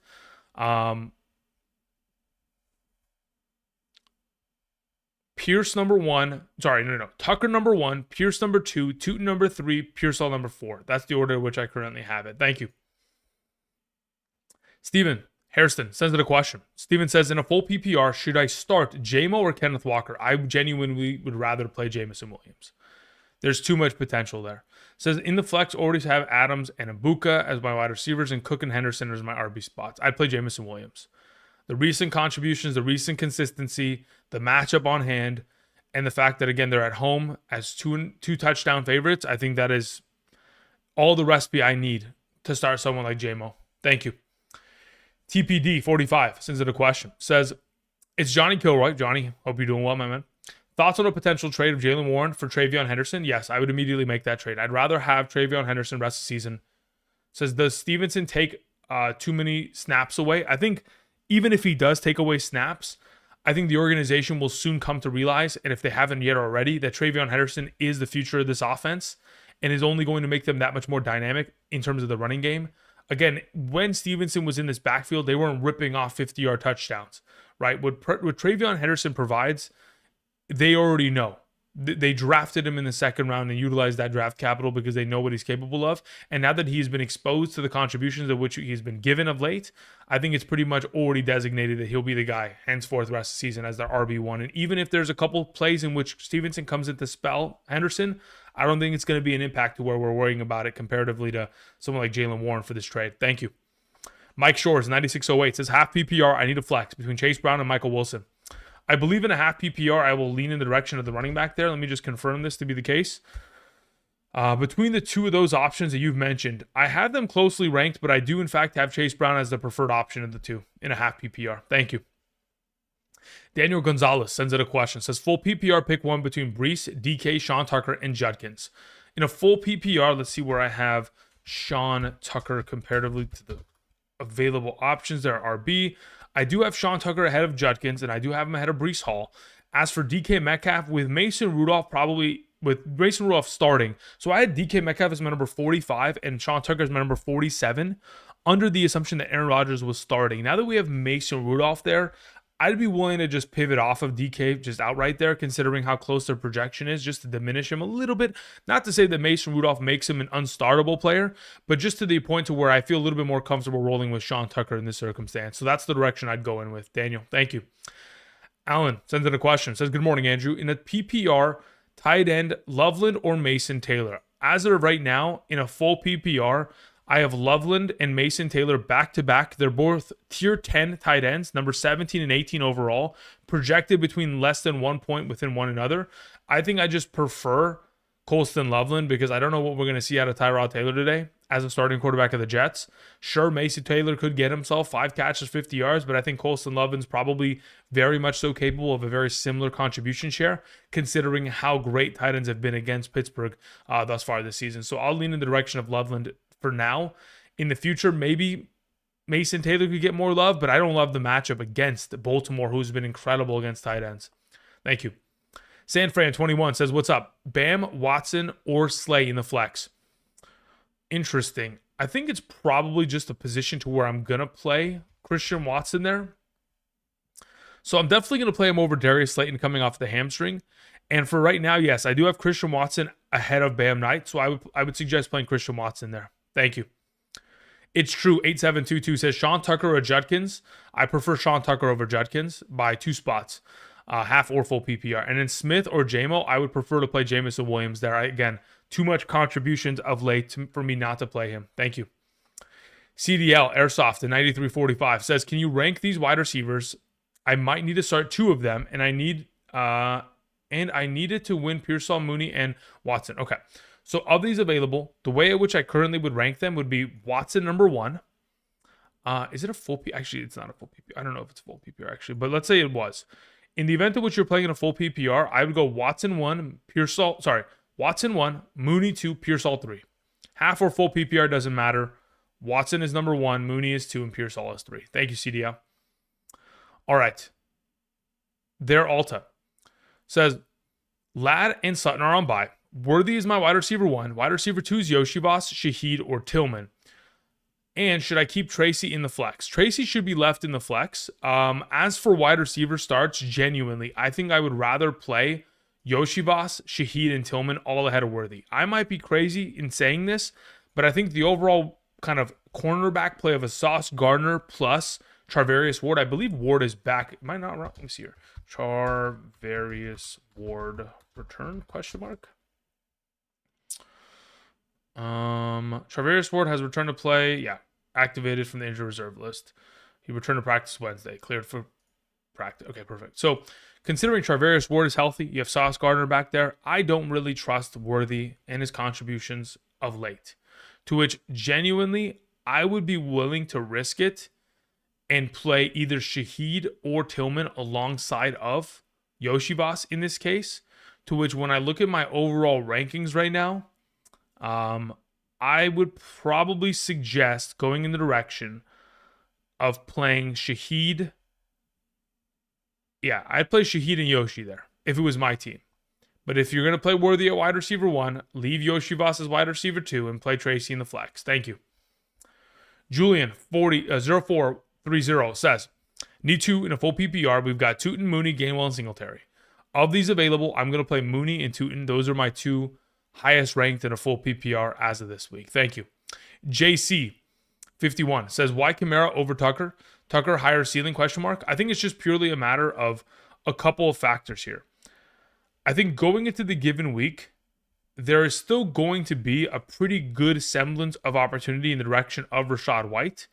And when you look at the overall matchup for the Rams, it's purely just going to be a matter of, can Sean Tucker find the end zone? In the event in which he can, then technically, yes, he should be in the position to where he could outscore a Kamara, because it is difficult for Kamara to score touchdowns, typically. So in the case in which you do believe he can fall into the end zone, play Tucker, genuinely. I think that, yes, he technically does have a higher ceiling. It's just a matter of, how does this game script go? Do the Rams take an early lead and force the running game of the Tampa Bay Buccaneers to dissolve effectively? That's my only concern. That's what scares me, because the LA Rams have been able to punish teams in that regard. So for now, in the event in which we're thinking Tucker can fall into the end zone and he can do so, at that point, yes, I would be willing to project and say that he is a better play than Kamara. But for right now, when I look at my projections, it doesn't bode well in that circumstance where I have to 100% say, yeah, he's better than Kamara. VVS, Kenny, says PPR, flex 1, out of Charbonnet, Pearsall, and Burden. Out of those 3, I think I probably just feel most comfortable rolling with Charbs there, just hoping that he falls in the end zone. Because Burden needs to make one big play. Pearsall's overall contributions are still very much so expanding as he returns from injury. So Charbs is probably just the safest play of the bunch. Also, PPR, super, start 3 out of Judkins, Genty, Yoshibas, Shuck, and Burden. If I was going to start 3 out of those available, I would play Judkins, Genty, and Shuck, genuinely. I feel like Burden, breakout day. I mean, look, Burden's gotten himself an expanded role week over week. This most recent game for the Chicago Bears, Burden has gotten himself a pretty good overall snap share and, of course, snap count. This most recent week, Zacchaeus playing 10 snaps overall in comparison to Luther Burden's 33. Again, very much so getting an expanded role, but certainly does need that touchdown upside in order to be at the top of the list. So for now, I'd lean in the direction of Judkins, Genty, and Shuck there. Thank you. But you're not wrong. There's always a possibility in which one big play can be made against that secondary of the Pittsburgh Steelers. Carlos, what's up? Says, yo, Andrew, how are we feeling this AM? We're okay. We're doing good. So far, so good. We're about an hour and 20 into the live stream, but we still got another hour and 40 here to answer questions. How are you doing this morning, Carlos? Says, in a half PPR, I need 2. Start 1. Half PPR, Genty, Judkins, Kenneth Walker. I'll take Genty out of the group. I don't feel good about any. Neither do I. I think, again, like, here's the thing. I think all of them can be great. Purely a matter of who's going to fall into the end zone today. I could bench Michael Wilson to open another spot. No, just play Michael Wilson there alongside of Genty. Thank you. T King 4467 sends it a question. Full PPR best option, AD Mitchell or Burden? Between the two of them, I have Burden projected for higher. Again, the overall contributions, like I mentioned just moments ago in terms of snaps, has been expanded for the role of Burden. We've heard specifically Ben Johnson, the head coach and the primary play caller of the Bears, want to get more workload in the direction of Burden. So I think his expansion will be soon to follow, to where if they continue to send the ball in his direction at a pretty good rate, playing against a man coverage team, one-on-one coverage, deep routes down the field, maybe a 50-50 ball down the field, there's a chance. A trick play, Hail Mary, something of that, not Hail Mary, but like more like a flea flicker, like earlier this season against the Cowboys, certainly a potential possibility. All right, let's see here. Aaron Yeager sends in a question. Says, full PPR, one wide receiver, one flex, Devontae Smith, Adunze, Jaylen Warren. Thank you. Okay, in a full PPR, when I look at the potential of Jaylen Warren comparatively to this group. So Jaylen Warren, comparatively to those alternative options, I, in fact, have Adunze and Devontae Smith ranked higher in a full PPR because of the full PPR capacity. So I'll take both the wide receivers there this week. Aaron Yeager, thank you. Fran, what's up? Fran says, hi, Andrew. Start three between Monangai, Ramondre, Parker, Washington, Addison, Godwin, and Slayton. Okay, in this circumstance, I probably end up playing Parker, Washington, Darius Slayton, and Kyle Monangai. Those would be the three that I would roll with. Again, Ramondre coming off of the injury, Addison dealing with J.J. McCarthy, and Godwin coming off of the injury. I know Slayton coming off the injury also is a little bit sketchy. So in the event in which you wanted to avoid all three injury players, you go pretty much Addison, Washington, and Monangai. But I think I'm willing to take the risk because of the Jameis Winston effect, going Slayton, Washington, and Monangai here. Thank you. Like the Jeans, 8982 says, in a full PPR, I have Emmanuel Wilson, Jacoby Myers, and Kayshon Boutte. If Jacobs plays, who do I start? Yeah, you got to play Emmanuel Wilson. He's out. Play Emmanuel Wilson. So in the event in which you have the availability of playing Emmanuel Wilson in Jacob's spot and you still need another flex between Jacoby Myers and Kayshon Boutte, I play Jacoby Myers there in a full PPR. Thank you. Zach Brand, Inc. says, full PPR, Sean Tucker, Darnell Mooney, or Pearsall. I would prefer to just roll with probably Sean in this case. Let me see where I have him comparatively to Mooney. Yeah, as of right now, I have him ahead of Mooney and Pearsall. I'll take Sean Tucker there. Thank you. Pollux sends in a question. Says, full PPR, flex Boutte or Sean Tucker? I'll take Sean Tucker there. Thank you. GK sends in a question. Says, PPR, trade away London and Sharps for Ladd and Tootin. In the event in which you need to win this week, it's a must win. You make the trade. Otherwise, rest of season purposes, I think London is more valuable than Ladd, and I think Sharps and Tootin, there's a discussion to be had. But in this case, if you need a must win here because of London's absence, then yes, you make this trade just to get out and potentially ahead of the overall injury and potentially pick up a win here. Jared says, thanks. I hope you're doing well. Go Lions. Thank you very much, Jared. Appreciate it. What is this previous question? It says, Hall or Brown, considering... Yeah, okay, we already took care of this one. Thank you again. Appreciate that, Jared. Okay, slowly but surely trying to catch up to your guys' questions. Again, a little bit of a long-winded day in terms of explaining some of these plays, but I wanted to go ahead and do that to the best of my ability. We move on to the next question from Evo Ed, who says, full PPR, pick one, Hall, Myers, Watson, Mooney for my flex. Of your availables here, if you have Breece Hall, Jacoby Myers, Christian Watson, Darnell Mooney, I'm playing Christian Watson out of the group. Let me see where I have Breece Hall comparatively to him. Yeah, I have Breece Hall very close. So Christian Watson's my number 53. Darnell Mooney's my number 54. Breece Hall is my number 55. Back to back to back. All three options are great. All three options in the same tier. So I could justify playing one over the other. Personally, I feel most comfortable rolling with Watson 1, Mooney 2, Hall 3. That's the way in which I would go about it. Thank you. Stoney and Bear sends in a question. Stoney, what's up? Stoney says, full PPR, pick one for wide receiver 3, then 2 flex. Myers, Downs, Pearsall, Boutte, Tootin. Okay, so the wide receiver 3 as of this week would be Pearsall. And then my 2 flex options would be Tootin alongside of, am I going Myers there? I believe so. Let me see my full PPR rankings here. Jacoby Myers is ahead of, yeah. So as of right now, I would go with Pearsall, Tootin, and Myers. Thank you. Appreciate it. All right, continuing on. We had CC Sauce 216 who says, full PPR, need a flex one, struggling to decide if I want to go with upside or stay safe with Wanda Robinson, Bashaw Tootin, and Charbonnet. Appreciate the input. Have a good one. Thank you very much. Appreciate it. Okay. So of your available options in a full PPR, I think the safe floor of Wanda Robinson also provides potential for upside because in any of those potential receptions, he could break a tackle, make a defender miss, and go for the house potentially. So there's always the kind of volume at which he'll touch the ball. Obviously, the fantasy point contributions in those situations are really of value. In comparison to a Bashaw Tootin and effectively a Zach Charbonnet, I have Wanda Robinson so much higher than the two because the other two players require touchdowns minimum. Otherwise, we're in trouble. So in a PPR, I would go with the safe floor because in the event in which we do find Tootin and Charbonnet scoring touchdowns, it still doesn't mean that they can outscore Wanda Robinson just purely off of the recent success that he has found. I know this most recent week with Winston was quite underwhelming, but you have to remember the weather was certainly of impact. And in a full PPR capacity, like whenever you're coming away with 6 receptions, 62, 9 for 46, and you're such a safe play of like 12 plus fantasy points, it feels like a really solid approach there. So I'm going to go with Wandell out of that group. Thank you. All right, let's see here. We had a question from Pipe Down 7967 or 69, excuse me. It says full PPR, Parker Washington, Jerry Jeudy, or Charbonnet. I'm starting Walker already. In that case, I think it's probably justifiable to play both Seattle running backs, encapsulate the entire backfield, don't take any risk on it, and be able to get 2 RB2s minimum in terms of their contribution. So in my opinion, I think that is the preferred play of the bunch.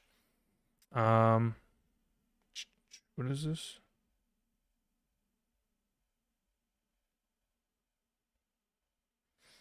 I don't know what the heck this is. This is... Oh, okay. Anyway. Yeah, I think Charbonnet is the justified play. Justin sends it a question. Says, pick one. Parker, Slayton, Tootin, full PPR flex. Okay, so between the bunch here, I think it is just playing Bashaw Tootin. In a full PPR, yeah, he is my highest ranked of the bunch. That's what I would go with. Thank you, Justin. Beham, or Bomb, 9659 says in a full PPR, pick 2 between Genty, Judkins, Tucker, Swift, and Wilson. If Wilson, okay, depends on which Wilson. If actually, no, it doesn't matter. If it's Emmanuel Wilson or Michael Wilson, it doesn't matter. They start, and they would play alongside of Ashton Genty. Thank you. All right, let's hear KY play. Zombies 8642 says full PPR. Should I start Sean Tucker or Alvin Kamara? In a full PPR, I feel a little bit more comfortable playing Kamara personally. Again, I think just purely off of the reception count that we could potentially expect to see in this overall kind of contribution, I think that gives me a little bit more, I guess, confidence. But if you wanted to just roll the hot hand, I wouldn't even blame you for doing so. All right, what does this say?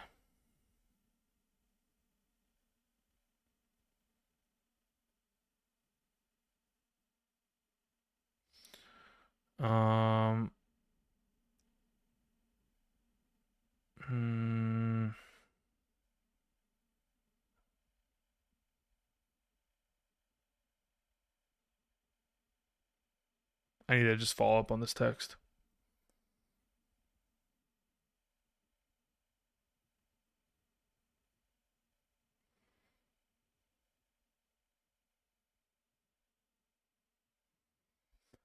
Okay, continuing on.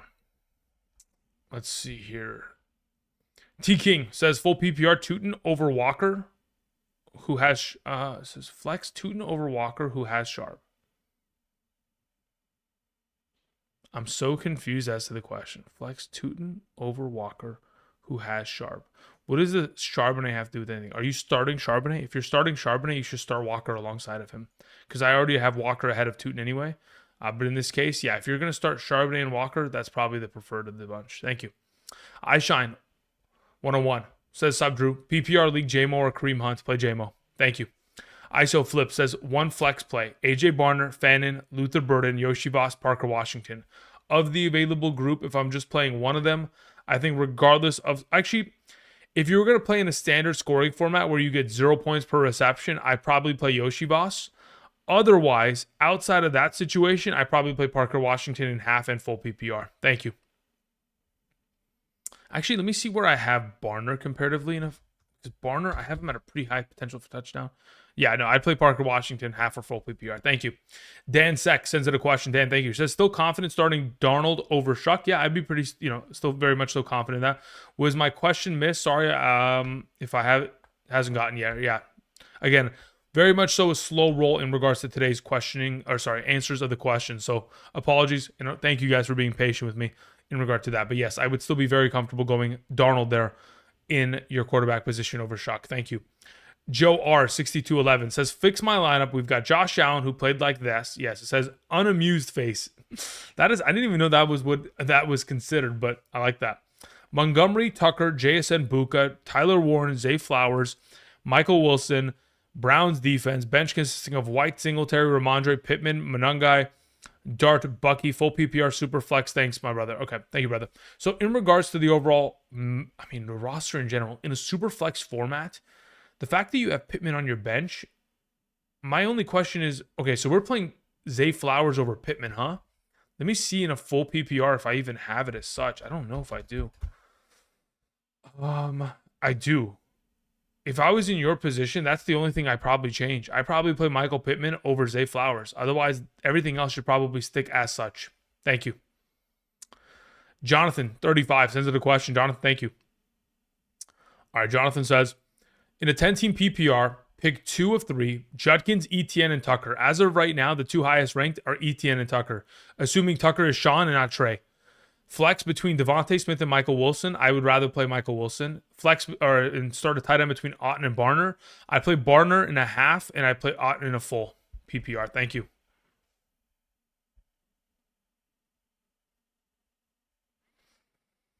Okay, I need to check these. What is this?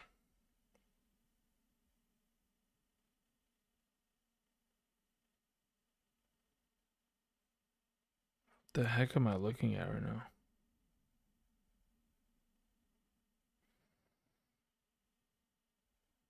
Oh, okay, I see it now. Okay, hold up. Let's see. Wandell Robinson. What is this?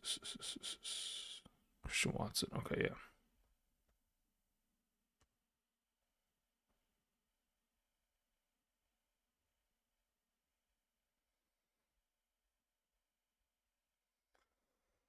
Okay.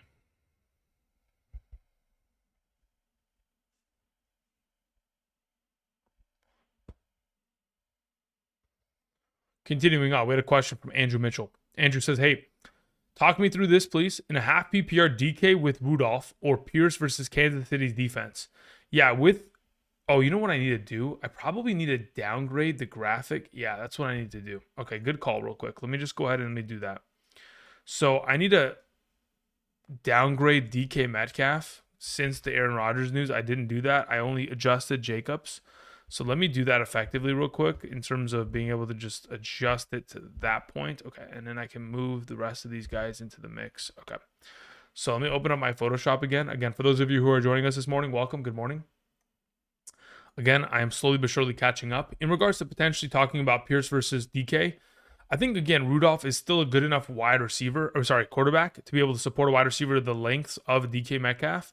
Again, last season, in the games in which we saw Mason Rudolph starting for the Titans, he at least was able to help Calvin Ridley be relevant on a weekly basis. But I do think between the two, the target opportunity and the exposure to said opportunity will be a little bit of a higher quality for someone like Alec Pierce. So that is the preferred coming off of the bye. And that's probably what I would end up suggest you going with this week.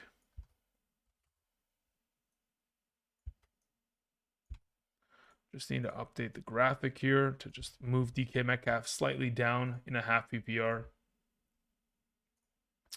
to account for the quarterback change here.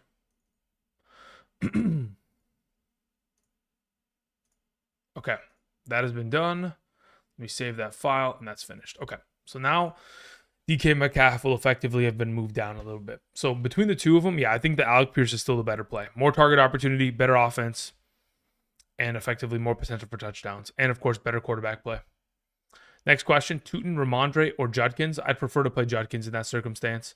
Again, the full workload volume of Judkins encapsulating the entire backfield. There's not a question of, oh, is Tootin going to score a touchdown or is ETN going to score one? Or is there going to be a rushing touchdown from Trevor Lawrence? There's no question about that. It's if the Browns are going to score, it's going to be Judkins. So at that point, I'd feel more confident going in that direction. It says, I'm leaning towards Tootin, getting scared off of the QJ. Thanks. I mean, I wouldn't be scared of playing QJ against the Raiders. I don't think the Raiders are a good enough team to be able to justify it, but if you wanted to play Tootin again, I have them very closely ranked, to which I can justify it based on the overall projections. Like right now in a half PPR, I have Judkins as my number 21 and Bayshaw as my number 23. So ultimately, if you wanted to play Bayshaw Tootin, I don't have an issue with that. Thank you. 916 Chaos Lord, what's up? Bears defense with Rodgers out. Much love. Yeah, you know what? Now that's a great question. Okay, that's also another great point that we need to make in regards to the potential of like the adjustment of that defense in terms of the rankings on screen.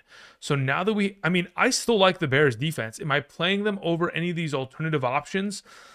I'd probably play them over the Rams. Yeah, I'd probably do that. I can adjust that. I think that's probably maybe even over. No, I wouldn't go as far as that. That's fine. Over the Rams is fine. I'll adjust that graphic as well, and then we'll just keep it rolling there. As for your next question, says, much love. Okay, it's not even a question. That's it. Okay, yeah, that's great. Again, I already like the Bears defense. Again, I've had them ranked in this top 12 for this week for a while now, so I like the potential of that, and I think it potentially moves them up or justifies them being a better play, considering the volume of interceptions they have forced. The fact that their landlord of the Chicago Bears, Mr. Aaron Rodgers, who's kind of dominated them over the last couple decades here, is not going to be contributing, definitely is in a better position for that defense. Okay, that graphic has also been updated. Thank you very much. I appreciate the question. Continuing on, we have Go BMX 3091 says full PPR, one tight end, one flex. Kittle, Warren, Washington, Wilson, Pearsall. I would play Kittle and I would play Wilson. Thank you.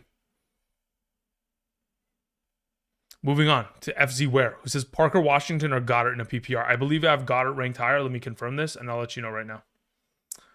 In a full PPR, I need to look at Goddard. Yes, I have Dallas Goddard ranked higher than Parker, Washington, full PPR. That's what I would suggest. Play Dallas Goddard. Thank you. RC Quinn sends it a question. Says full PPR, Tootin, DK, Parker, Washington. I would play Bayshaw Tootin out of the group. Thank you. NEHCD 711 says Shaheed or Manungai. Swift is my RB2.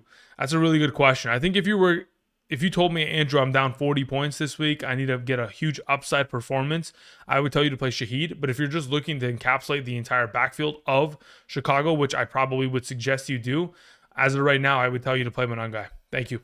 Tron Cena sends it a question. Says in a full PPR, one running back, one flex, Gainwell, Bam, DJ Moore, Booty. Out of these availables, I'm playing Bam Knight as my RB. And am I playing Kayshawn Booty over Gainwell in the flex? Let me check this real quick. Is it a full PPR? Yeah. Between Kayshawn Booty and Gainwell, I actually have Booty ranked higher. So I'd go with Bam Knight and Kayshawn. Thank you. All right, Sharif sends it a question. Says in a 10-man full PPR, double running back, double wide receiver, one tight end, three flex three flex league. RBs are ETN, Swift, Tracy, Tootin, Tucker. Wide receivers are Nico, Adams, AJ Brown, Pickens. Tight ends are Barner and Strange. Thanks for the advance. Okay, thanks in advance. So, very simply, I'm assuming you played Nico Collins. So one of your potential wide receivers have already been filled in, maybe. In the event in which they have, your two starting running backs this week would be ETN alongside of playing Sean Tucker. That'd be the 1-2 combo. Assuming you've already played Nico, you'd pair that up with Adams. And then within the flex positions, you play Pickens number 1. You play AJ Brown number 2. Swift number 3. Then play Barner at tight end. Thank you. Death to Ming sends out a question. Says half PPR, ETN or Tootin? I'd prefer to play ETN. Thank you. Chris Bentley, 8997, says tight end rest of season / playoffs. Forget bye weeks. Standard, Gadsden or keep Jawan Johnson. I would prefer to have Gadsden on roster. Otten, Strange, Barner are available. Not interested over Gadsden. Half PPR, keep Theo. Don't need to. I'd rather have Juwan Johnson. Well, considering Jackson Dart will eventually return. Yeah, so in the event in which we're assuming Jackson Dart will return, Theo Johnson would be my preferred number 2 outside of Gadsden. Number 3 would then become Juwan Johnson. Thank you. Sir Vancelot says, saw the rankings. PPR already starting Gibbs and Jamison Williams. For RB2, do I start Montgomery to get all the touchdown upside? Or is it too much Detroit? I have Tootin plus Charbonnet. I mean, at this point, I think diversifying could be the play. But considering the volume of touchdowns that we anticipate to see from the Detroit Lions, I think being able to encapsulate all the touchdown potential value there on one singular roster, considering, again, anybody can score on any given drive for Detroit, leads me in the direction of which, if it's my team, I probably just end up rolling with Montgomery there just to be extra safe in that potential. Thank you. Dirty Spanish sends in a question. Says, in a 2-quarterback PPR, love McCarthy. I have May. So I'd rather play Jordan Love. And yeah, Jordan Love will play alongside of Drake May in this circumstance, especially with Josh Jacobs out now. I think Jordan Love's potential contributions should be a little bit, it should be a little bit of a better day for Jordan Love because he'll also start to scramble a little bit more, run for extra yards on the ground, and then effectively, of course, have to throw the ball a little bit more without Jacobs out there. Says, I have Kenneth Walker, JJ as the flex. I play Kenneth Walker over Juwan Jennings. And then we have Team 2, PPR Henderson, Tyler Warren in the flex. I'd rather play Travion Henderson. And I have Stevenson, but don't know how to read rankings. Haha. You don't know how to read rankings? You're joking, right? Play Henderson, brother. You're good.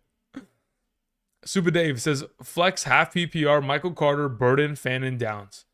Let me see where I have Burden comparatively to the grouping. Let's see here. Luther Burden is below pretty much. Am I going to play Michael Carter over him? Probably not. Am I going to play Fannin over him? Where do I have Fannin in these rankings? No, I'm not playing Fannin over him either. So as of right now, Super Dave, I would tell you to play Luther Burden and Josh Downs. Those would be my 2 highest ranked. Thank you. Prowl TV sends it a question. Says, pick 2, Sean Tucker, Michael Pittman Jr., Chris Olave.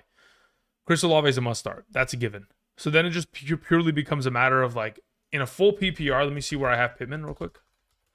In a full PPR, I would end up playing Michael Pittman. In a half PPR, I would end up probably saying you can justify playing Sean Tucker there. So Tucker half, Pittman full, Olave auto start regardless. Thank you. All right. Low sends in a question. Says, pick 2 to start. Tootin Spears, Yoshi Voss, Bam Knight. I'd play Bam Knight and I would play Tootin. Thank you. Spencer Goldberg, 1488, says, start Jamison Williams or Saquon in a PPR. As of this week, full PPR, Jamison Williams is my number 18 overall ranked player, and Saquon's my number 24. I'd play Jamison. Thank you. Trevor Melville sends in a question. Says, tough spot this week. Do I play Rashid Shaheed or roll with someone off of the waivers like DK, Burden, AD Mitchell, Leggett, Hollins, or Tillman? Let me see where I have Shaheed ranked comparatively. Is it a full PPR format, though? Let me see where you're at in terms of format here. You said the same question. Okay, twice. Okay, no problem. Full PPR, my question. Okay, no, you're okay. No problem. Good to know. Good to know. So let's see where I have Rashid Shaheed. Oh, that's not where I wanted to search. Let's close that out. I wanted to search it here. Rashid. Okay, so in regards to the wide receiver position in specific. Oh, dude, I had to reset my own thing. That's why. Okay, gotta go all the way down here.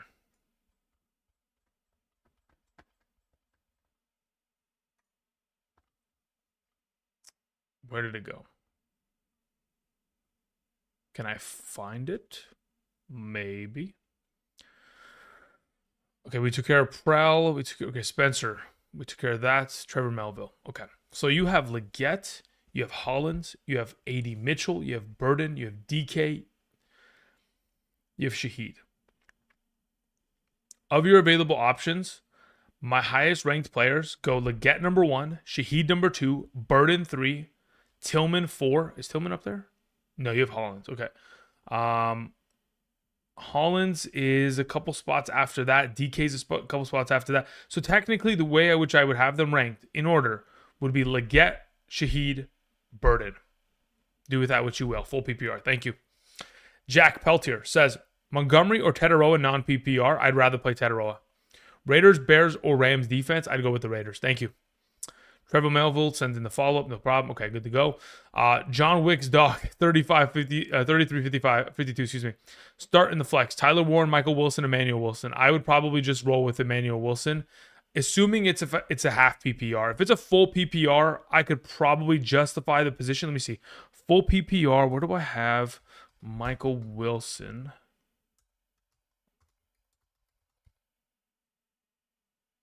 Yeah. In the event in which it's a full PPR, I would play Michael Wilson. If it's a half PPR, I'd play Emmanuel Wilson. Thank you.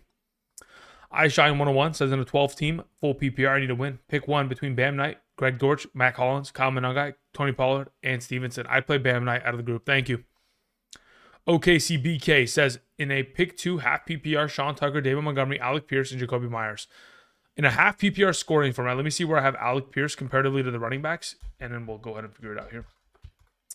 So of the available options you have at your disposal between Sean Tucker and David Montgomery, I do have Alec Pierce ahead of David Montgomery. So I would play Sean Tucker and Alec Pierce there as the 1-2 combo half PPR. Thank you. Cheeky Bum Bum says, half PPR. Yesterday, you didn't like Jalen Moore and Aaron Jones for Genty. What about for Breece Hall? You didn't like... okay, so 2 for 1. Yeah, I don't like that either. Look, the way that I see it, I'm going to probably end up ranking Warren or Aaron Jones ahead of Hall very consistently. And the separation of value between like Genty, Warren, and Jones is so close, to which I don't feel like you need to be giving away 2 for 1s in that circumstance. You have Chase Brown, you have Walker, you have Quinshon Judkins. If you were going to make a 2 for 1, you would go after Genty, technically speaking, because he is technically the more valuable of the backs. But I mean, I still probably wouldn't do it. I'd rather go and try to find a trade to where I can go after a Javonte or somebody of a higher value point within my league. But if I was to talk about Genty or Hall, technically I don't want to have either on roster rest season, but technically I would prefer Genty. Thank you. Milo says in a let's see, 2 running backs, Emmanuel Wilson, Sean Tucker. We have Judkins. Wilson and Tucker will be the 1-2 combo. 1 wide receiver, Yoshi Boss or Mooney. I'd play Mooney. Thank you. Mr. Hockeyman 1998 says, happy Sunday. Questions in the chat. Thank you, Hockeyman. Appreciate it. Says, Jacobs is out. Thoughts on Juwan Johnson today? Feels weird playing him over Ferguson in a half PPR. Also, for the flex, Emmanuel Wilson or Michael Wilson. In a half PPR, play Emmanuel Wilson. In regards to playing Juwan Johnson over the likes of Jake Ferguson, it's purely just a matter of the overall matchup in itself. The Philadelphia Eagles defense has been incredibly stingy in terms of allowing yards, points, etc. So I'm a little bit worried about the offense as a whole there. So yeah, I do feel a little bit more comfortable with the potential that is provided from a Juwan Johnson. Thank you.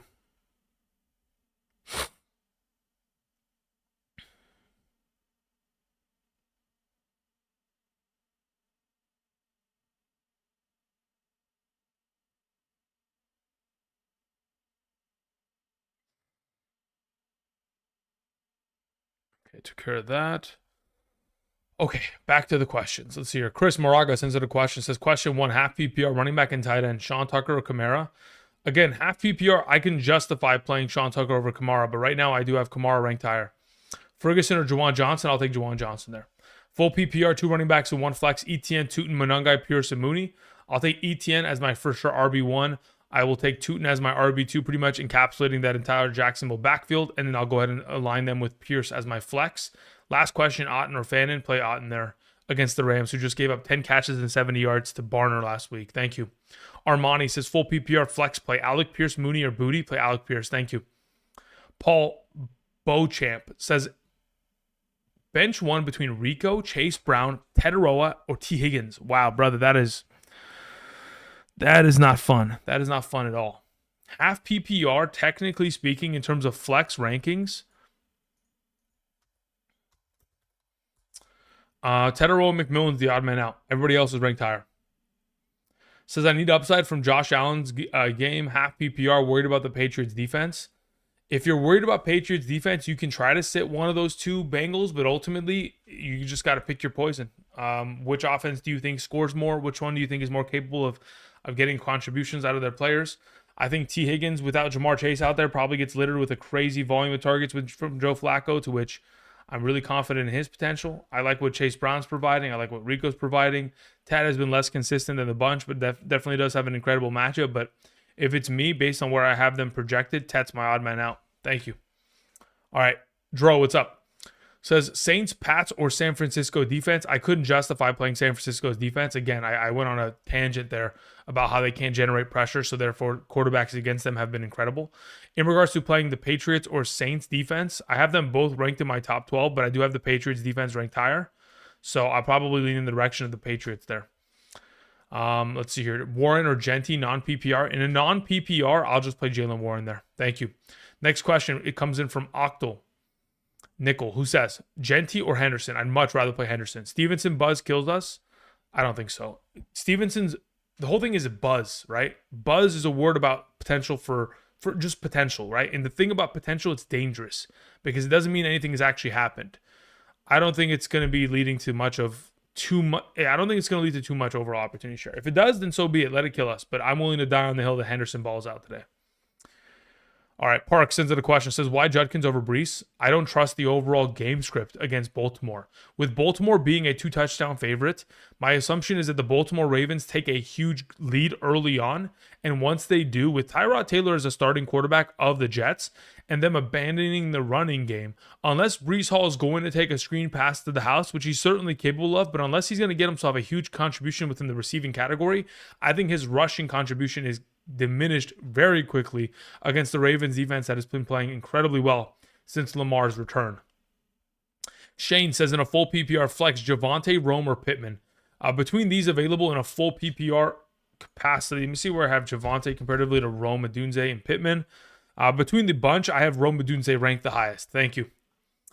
Let's see here. Terp sends in a question. Says, good morning, Drew. Cam Ward or Winston in the standard super flex? Got to play Jameis Winston there. He's a stud. Let him roll. Thank you. Nader53 says, hey, buddy. Thanks for all the great advice. Question. I have Genty in 2 half PPR leagues. Would you bench him this week for Alvin Kamara or Bam Knight? I probably wouldn't in either scenario. I think I'd feel a little bit more comfortable starting Kamara over him if I was going to go in the direction of doing it. But am I feeling so comfortable as to do it this week in comparison to both options? No. In my opinion, I'd probably play Genty in both scenarios there. Yeah, I think that's where I'm at my most comfort in terms of my projections. I'd rather just play Genty over Kamara and Bam. But if I was going to play one of the two over him, I would probably be Kamara in this circumstance. Thank you. Demond Smith sends in a question. Thank you very much. Says full PPR, Luther Burden, DJ Moore, Chris Godwin. I'd rather play Luther Burden. He is my highest ranked of the bunch. And Dak Prescott or Purdy, I'd rather play Purdy. Thank you. Luis sends in a question. Says in a PPR, Diggs, Jalen Warren, DK, Tyler Warren, Kelsey. Which 3 do you start? In this circumstance, Stephon Diggs, Kelsey, and Warren are probably my 3 highest ranked. Let me see where I have Tyler Warren, not Jalen Warren. Yeah, in a full PPR scoring format, I'm playing Stephon Diggs, Travis Kelsey, and Tyler Warren. Also, Charbonnet and Tootin, your rankings are close. For those two, thanks. Yeah, look, they're very much so close. As of right now, I do think they're both going to be very highly implicated for a good opportunity share. Again, the shoulder injury for ETN is what has caused me to put Tootin where he is right now.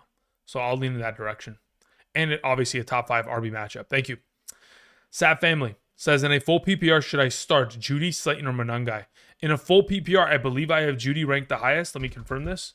As of right now, Judy is ahead of Slayton, and he is also ahead of Monangai. So I would play Jerry Judy there with Shedeur Sanders today. Thank you. Again, very sketchy, but still has himself decent upside for potential success against the Raiders, who cannot stop wide receivers. James Grover, 9260, says, Tucker or Tracy PPR? I prefer Sean Tucker. Also, all Arizona running backs on the waivers, I would still play Sean Tucker ahead of all of them. Thank you.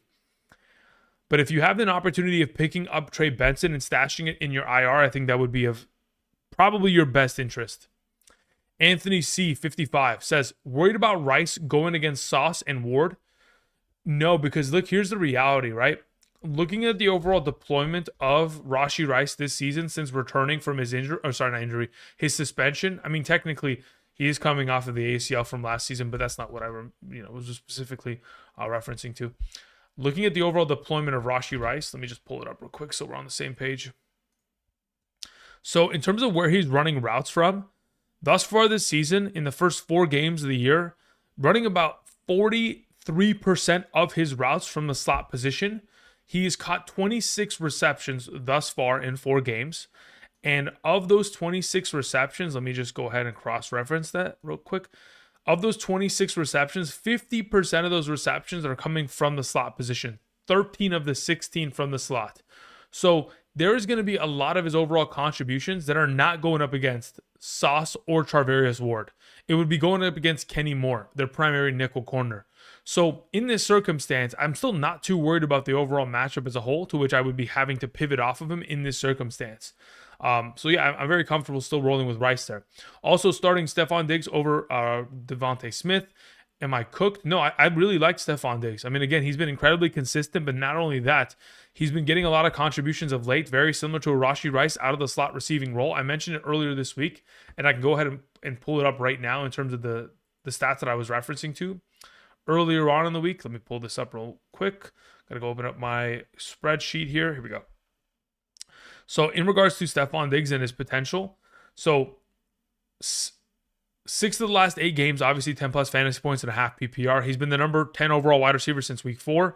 But specifically, besides the fact that he's been this successful, last week he ran 69% of his routes from the slot position. That's a season high of overall contribution there. And now that they get Kayshon Boutte back, he may continue to develop within the slot receiving role, to which over the course of this season, only 22 total snaps have we seen DJ Turner, the primary number 1 cornerback of that Cincinnati Bengals defense, travel into the slot. So I'm not expecting him to shadow Diggs, to which if Diggs is not going to get the shadow there, with no Cam Taylor-Britt, with a little bit of a lesser option, Mike Hilton will be the primary nickel. I'm thinking Diggs is going to be in a really good spot there. So Diggs, Rashee Rice, fantastic 1-2 combo. Lastly, Swift or Judkins.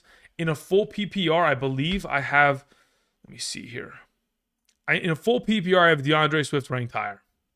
I don't mind either of the two, but Judkins' receiving utilization isn't justifiable enough. All right, let's see here. Big sends it a question. Says, Judy wasn't in the top 36 video. What changed? Just the overall look. Okay, so when we look at the overall contribution of targets, it was just purely a matter of me trying to develop and figure out how many passing attempts we were going to see from Sanders, right? So that was the difficulty of getting to it on a Wednesday. When I look at the overall projections of how I go through a week, it's based off of overall contributions of opportunity. So let's say, for example, theoretically, I have Shedeur Sanders projected at 28 passing attempts today. If I was going to then have that number solidified, then at that point, I can distribute target opportunity in terms of target percentage of share to different receivers, to which then it would develop a potential target opportunity rate. And then from there, I can look at whatever the projected catch rate would be. And then obviously effectively average depth of target, effectiveness after the catch, to then come to a conclusion as to what the projection of those targets would lead to in terms of receptions, yardage, etc. So it was just purely a matter of being able to kind of solidify where Shedeur Sanders was going to lock in on, to where I could develop what Judy's overall utilization was going to be within the circumstance. So that is what kind of moved up Judy. And additionally, besides that, Shakir is no longer on the list because he played, and neither is Nico Collins. So they have effectively been taken off of the list. And then additionally, on top of that, BTJ, who was on the list earlier this week, has also been taken off because he got injured. So because of those 3 players being pulled off of the list, now we move everybody up a little bit and effectively provides a little bit of value for Judy with a solidification and, of course, a little bit of an extra bump. Thank you. Lone Lion says full PPR, Jones Sr., Addison, Wan'Dale Robinson in the flex. Let me see where I have Aaron Jones comparatively to Wan'Dale. I think Wan'Dale Robinson probably is going to end up taking the cake in this circumstance, but I just want to confirm if that is the case. Yeah, Wan'Dale Robinson is my highest ranked player of the 3. It would go Wan'Dale number 1, Aaron Jones number 2, Addison 3. It says, in Mahomes or Stafford this week, I would still stick with Mahomes here. Again, Matthew Stafford is typically an auto play, but in the case of where Mahomes has the rushing potential for upside, I think he's got a little bit too much ceiling there to ignore. Adapt sends in a question, says full PPR, Lamar or May. Again, I think both are incredible plays. Whichever way you want to go about it, go about it. But as of right now, I have them ranked back to back. They're both tier 1 quarterbacks for me. So their projections are nearly identical. But I have Lamar at number 1. Kyron or Brown. As of right now, in a full PPR, I would probably just play Chase Brown there. In a half PPR, it's different. The rankings on screen are for a half PPR. And Diggs or Pickens in a full it's a full PPR. Let me just confirm that. In a full PPR between Stephon Diggs and Pickens, I have Stephon Diggs one spot ahead of Pickens. So I'll take Stephon Diggs there. So Lamar, Brown, Diggs. Thank you. Andy Haas says in a full half PPR, J-Mo, Emmanuel Wilson, or Jalen Warren. Thanks, Andrew. Let me see where I have Emmanuel Wilson now. Josh Jacobs, pretty much going to be contributed to the same similar kind of range there. Half PPR? Yes, half PPR. Okay.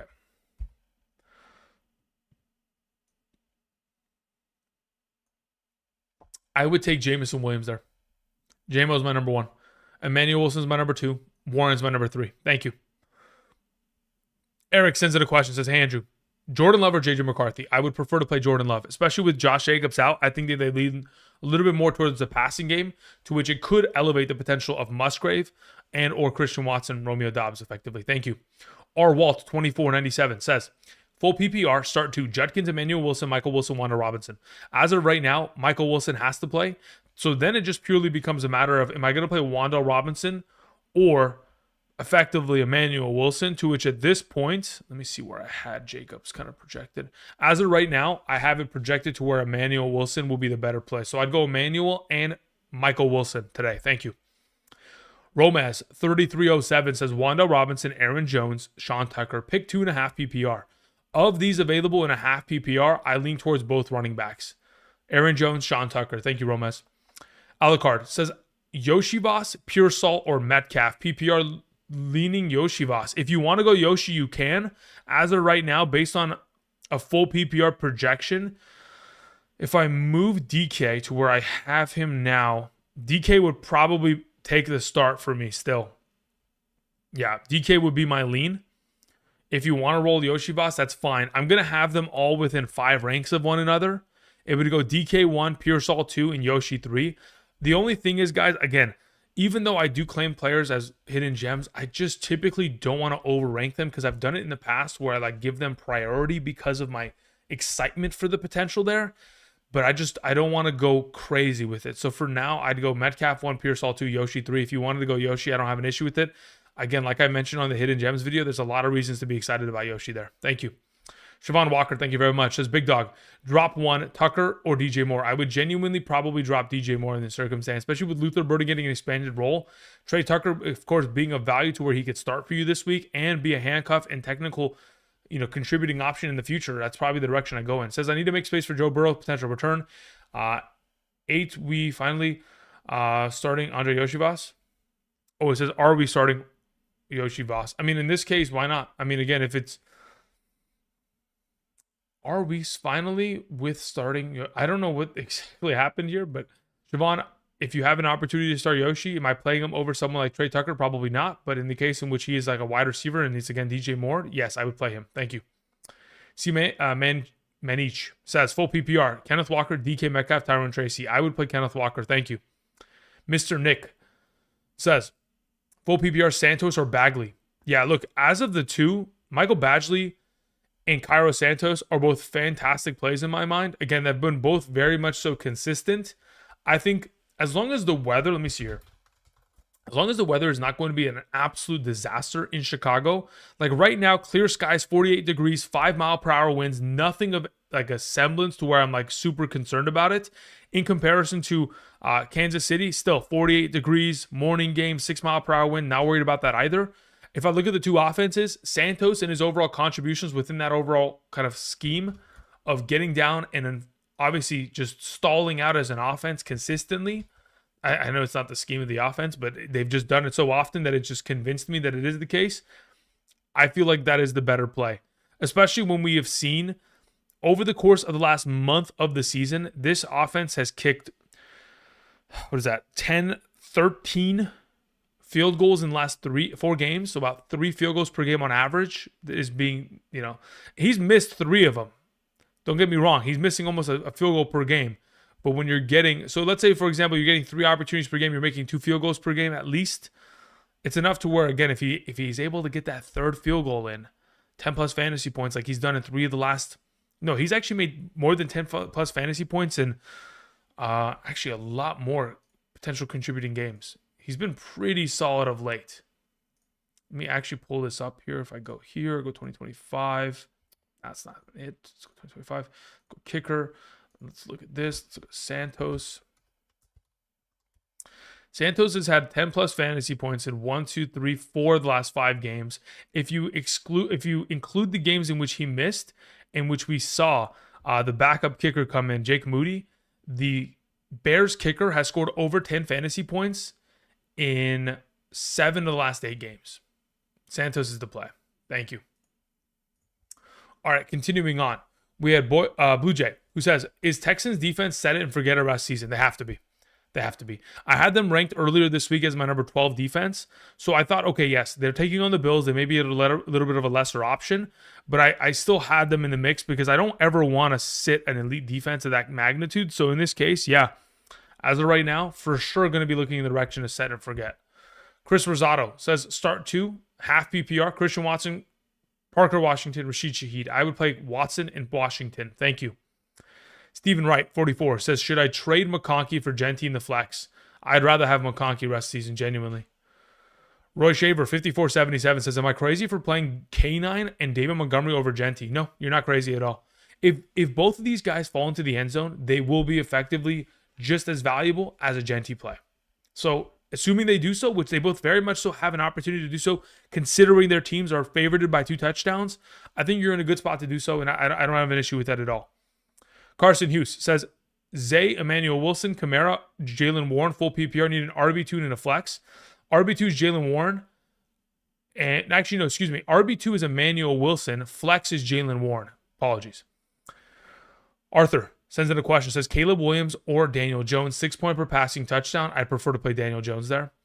Rashad White or Tillman in a 0.25 per carry league.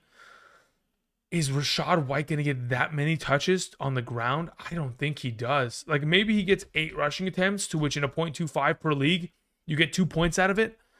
Because in the last, okay, so technically, over the course of the last 6 games, he has had 10 rushing attempts minimum.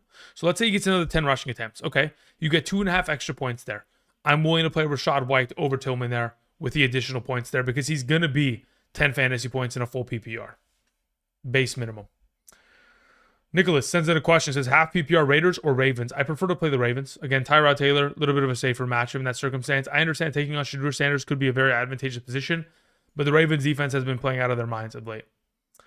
All right, Bakari sends in a question. Long time no see. Hope you're doing well, brother. Says, I need 2 wide receivers and 3 running backs and 1 flex. We have Rashee Rice, Rome Odunze, Pickens, JT, Chase Brown, Henderson, and Judkins.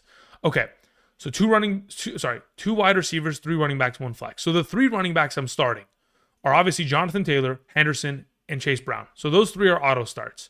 Then when I look to the wide receiver position, I believe that Rashee Rice and Odunze have to play, and I believe Pickens needs to be your flex. Judkins sits this week. Thank you. All right, Bakar, thank you again. Long time no see. I hope you're doing well, brother. Okay, continuing on. Let me scroll back up here. We had a question that came in from Luis Alcantar, 4331, who says, full PPR, Otten, Chigozimo Okonkwo, Strange, Taylor, Loveland. Cade Otton is the play. Against the Rams, again, let me just go ahead and pull up these stats that I mentioned earlier this week so that we can reiterate the potential for success against that Rams defense. So in terms of tight end production against the Rams of late, besides A.J. Barner last week having 10 receptions for 70 yards, the 49ers tight ends the week prior had 11 receptions, 99 yards and 2 touchdowns. The week prior, again, for another consecutive game, there was a week in which Juwan Johnson, 3 catches, 31 and a touchdown. For 3 consecutive weeks, the tight end position has been very much so utilized against that Rams defense. Expect for Cade Otton to continue to follow his suit. Thank you. Brandon McDaniel, 2510, says, full PPR, star 1 in the flex. Slayton, Myers, Tracy Jr. That's a good question. I think I'm going to probably lean towards playing Tracy there. Let me just check. Is it a full PPR? It is. Tracy Jr. So of the available players you've mentioned, yeah, I have Tyrone Tracy as my highest ranked of the bunch. Thank you. Vanilla Coke says, Christian Watson or Jalen Warren? I believe I have Jalen Warren ranked higher. Let me just confirm that. I in fact do. As of right now, regardless of scoring format, the answer is Jaylen Warren. Thank you. Dan Seck says, full PPR, Tez Johnson, was that Josh Downs, Lockett, Coker, Tillman, wide receiver 3. If I need a wide receiver 3 in a full PPR, I'm playing Josh Downs today. Thank you. Not Steve Rogers sends in a question. Says full PPR, ETN, Ricky Pearsall, Sean Tucker. I will play ETN there. Thank you. Kamara or Wilson, half PPR. Doesn't matter which Wilson it is, Emmanuel or Michael. I'm playing the Wilson. Thank you. Luis Alcantar had a follow-up question. Says full PPR, 1 wide receiver, 2 flex between Michael Wilson, Pearsall, Washington, Emmanuel Wilson, Juwan Johnson, and Tootin. Okay, so Michael Wilson has to play. Emmanuel Wilson has to play. To which then it becomes a matter of, am I playing Bayshall, Tootin in a full PPR over the likes of a Juwan Johnson, Pearsall, etc. So let me see where I have Tootin comparatively, and we can figure this out. So as of right now, ahead of Parker Washington, ahead of Pearsall, where's Juwan Johnson in this circumstance? Yeah, ahead of Juwan Johnson. So yeah, as of this moment, I would play Michael Wilson, Emmanuel Wilson, and Bayshall Tootin as my 1-2-3 combo there. Thank you. Cinco2X says drop 1, Romeo Dobbs, Kyle Monungai, Godwin, and Stevenson. If I had to drop one, I think it's a little bit of a tougher question, actually. So here's the reality, right?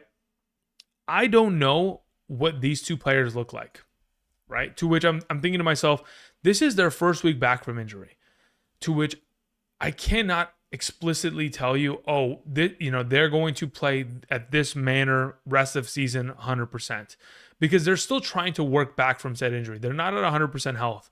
So I would say justifiably, it's going to be a little bit less, I would say, the security of playing Godwin and Stevenson is going to be a little bit sketchy until further notice. I think Dobbs and Monungai are the better holds because, again, they've been active, they've been successful. And comparatively, if I'm going to drop either Godwin or Stevenson, genuinely, Stevenson's off my team. I think at this point, Hendo's got the job. Chris sends it a question. Says, full PPR, hello, Andrew. Judy or Worthy? Or trade BTJ for Pierce. Thank you. Honestly, if I had to play one of these two wide receivers, I would play Judy. Now, that being said, would I trade BTJ for Pierce? I would, and I would rather play Pierce. Thank you. Drew sends in a question, says, hey, man, do you not check Discord anymore? Did you send me a message, brother? Let me check. I see your question. Yeah, because did you send me a message earlier this week? Interesting. You sent me a message on the 21st. This is the first I'm seeing of it, Drew. I'm going to be honest. Okay, let's see what your question was. It says, Baker or Dak? I'm only asking because I traded for Pickens, and I'm thinking Dak because of the stack of pick. Okay, so as of right now, Baker or Dak Prescott? Look, here's the thing. I'm already sketched out, Drew, about the potential of the matchup between, it's a little bit sketchy playing Dak Prescott in my mind against Philly. So that in itself already scares me, to which I think I'd rather play Baker. Now, if you wanted to play the stack, you're more than welcome to. I just don't know if it's the play. Personally, I'd just rather play Baker and just roll with that. Thank you. I'm surprised I didn't see your message earlier. So usually I leave the messages available on Discord and I don't clear them until I've gone ahead and looked at it and responded. So I must have accidentally X'd out your message without even responding to it. Just like a misclick of some sort, because usually I'm on it. Let's see here. K-Man was asking, Jacobs is out, so Charbonnet is the next move. Barkley,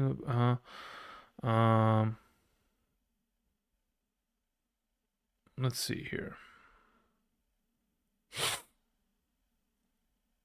So we need a flex here, huh, Kyle? Let's see where we can find.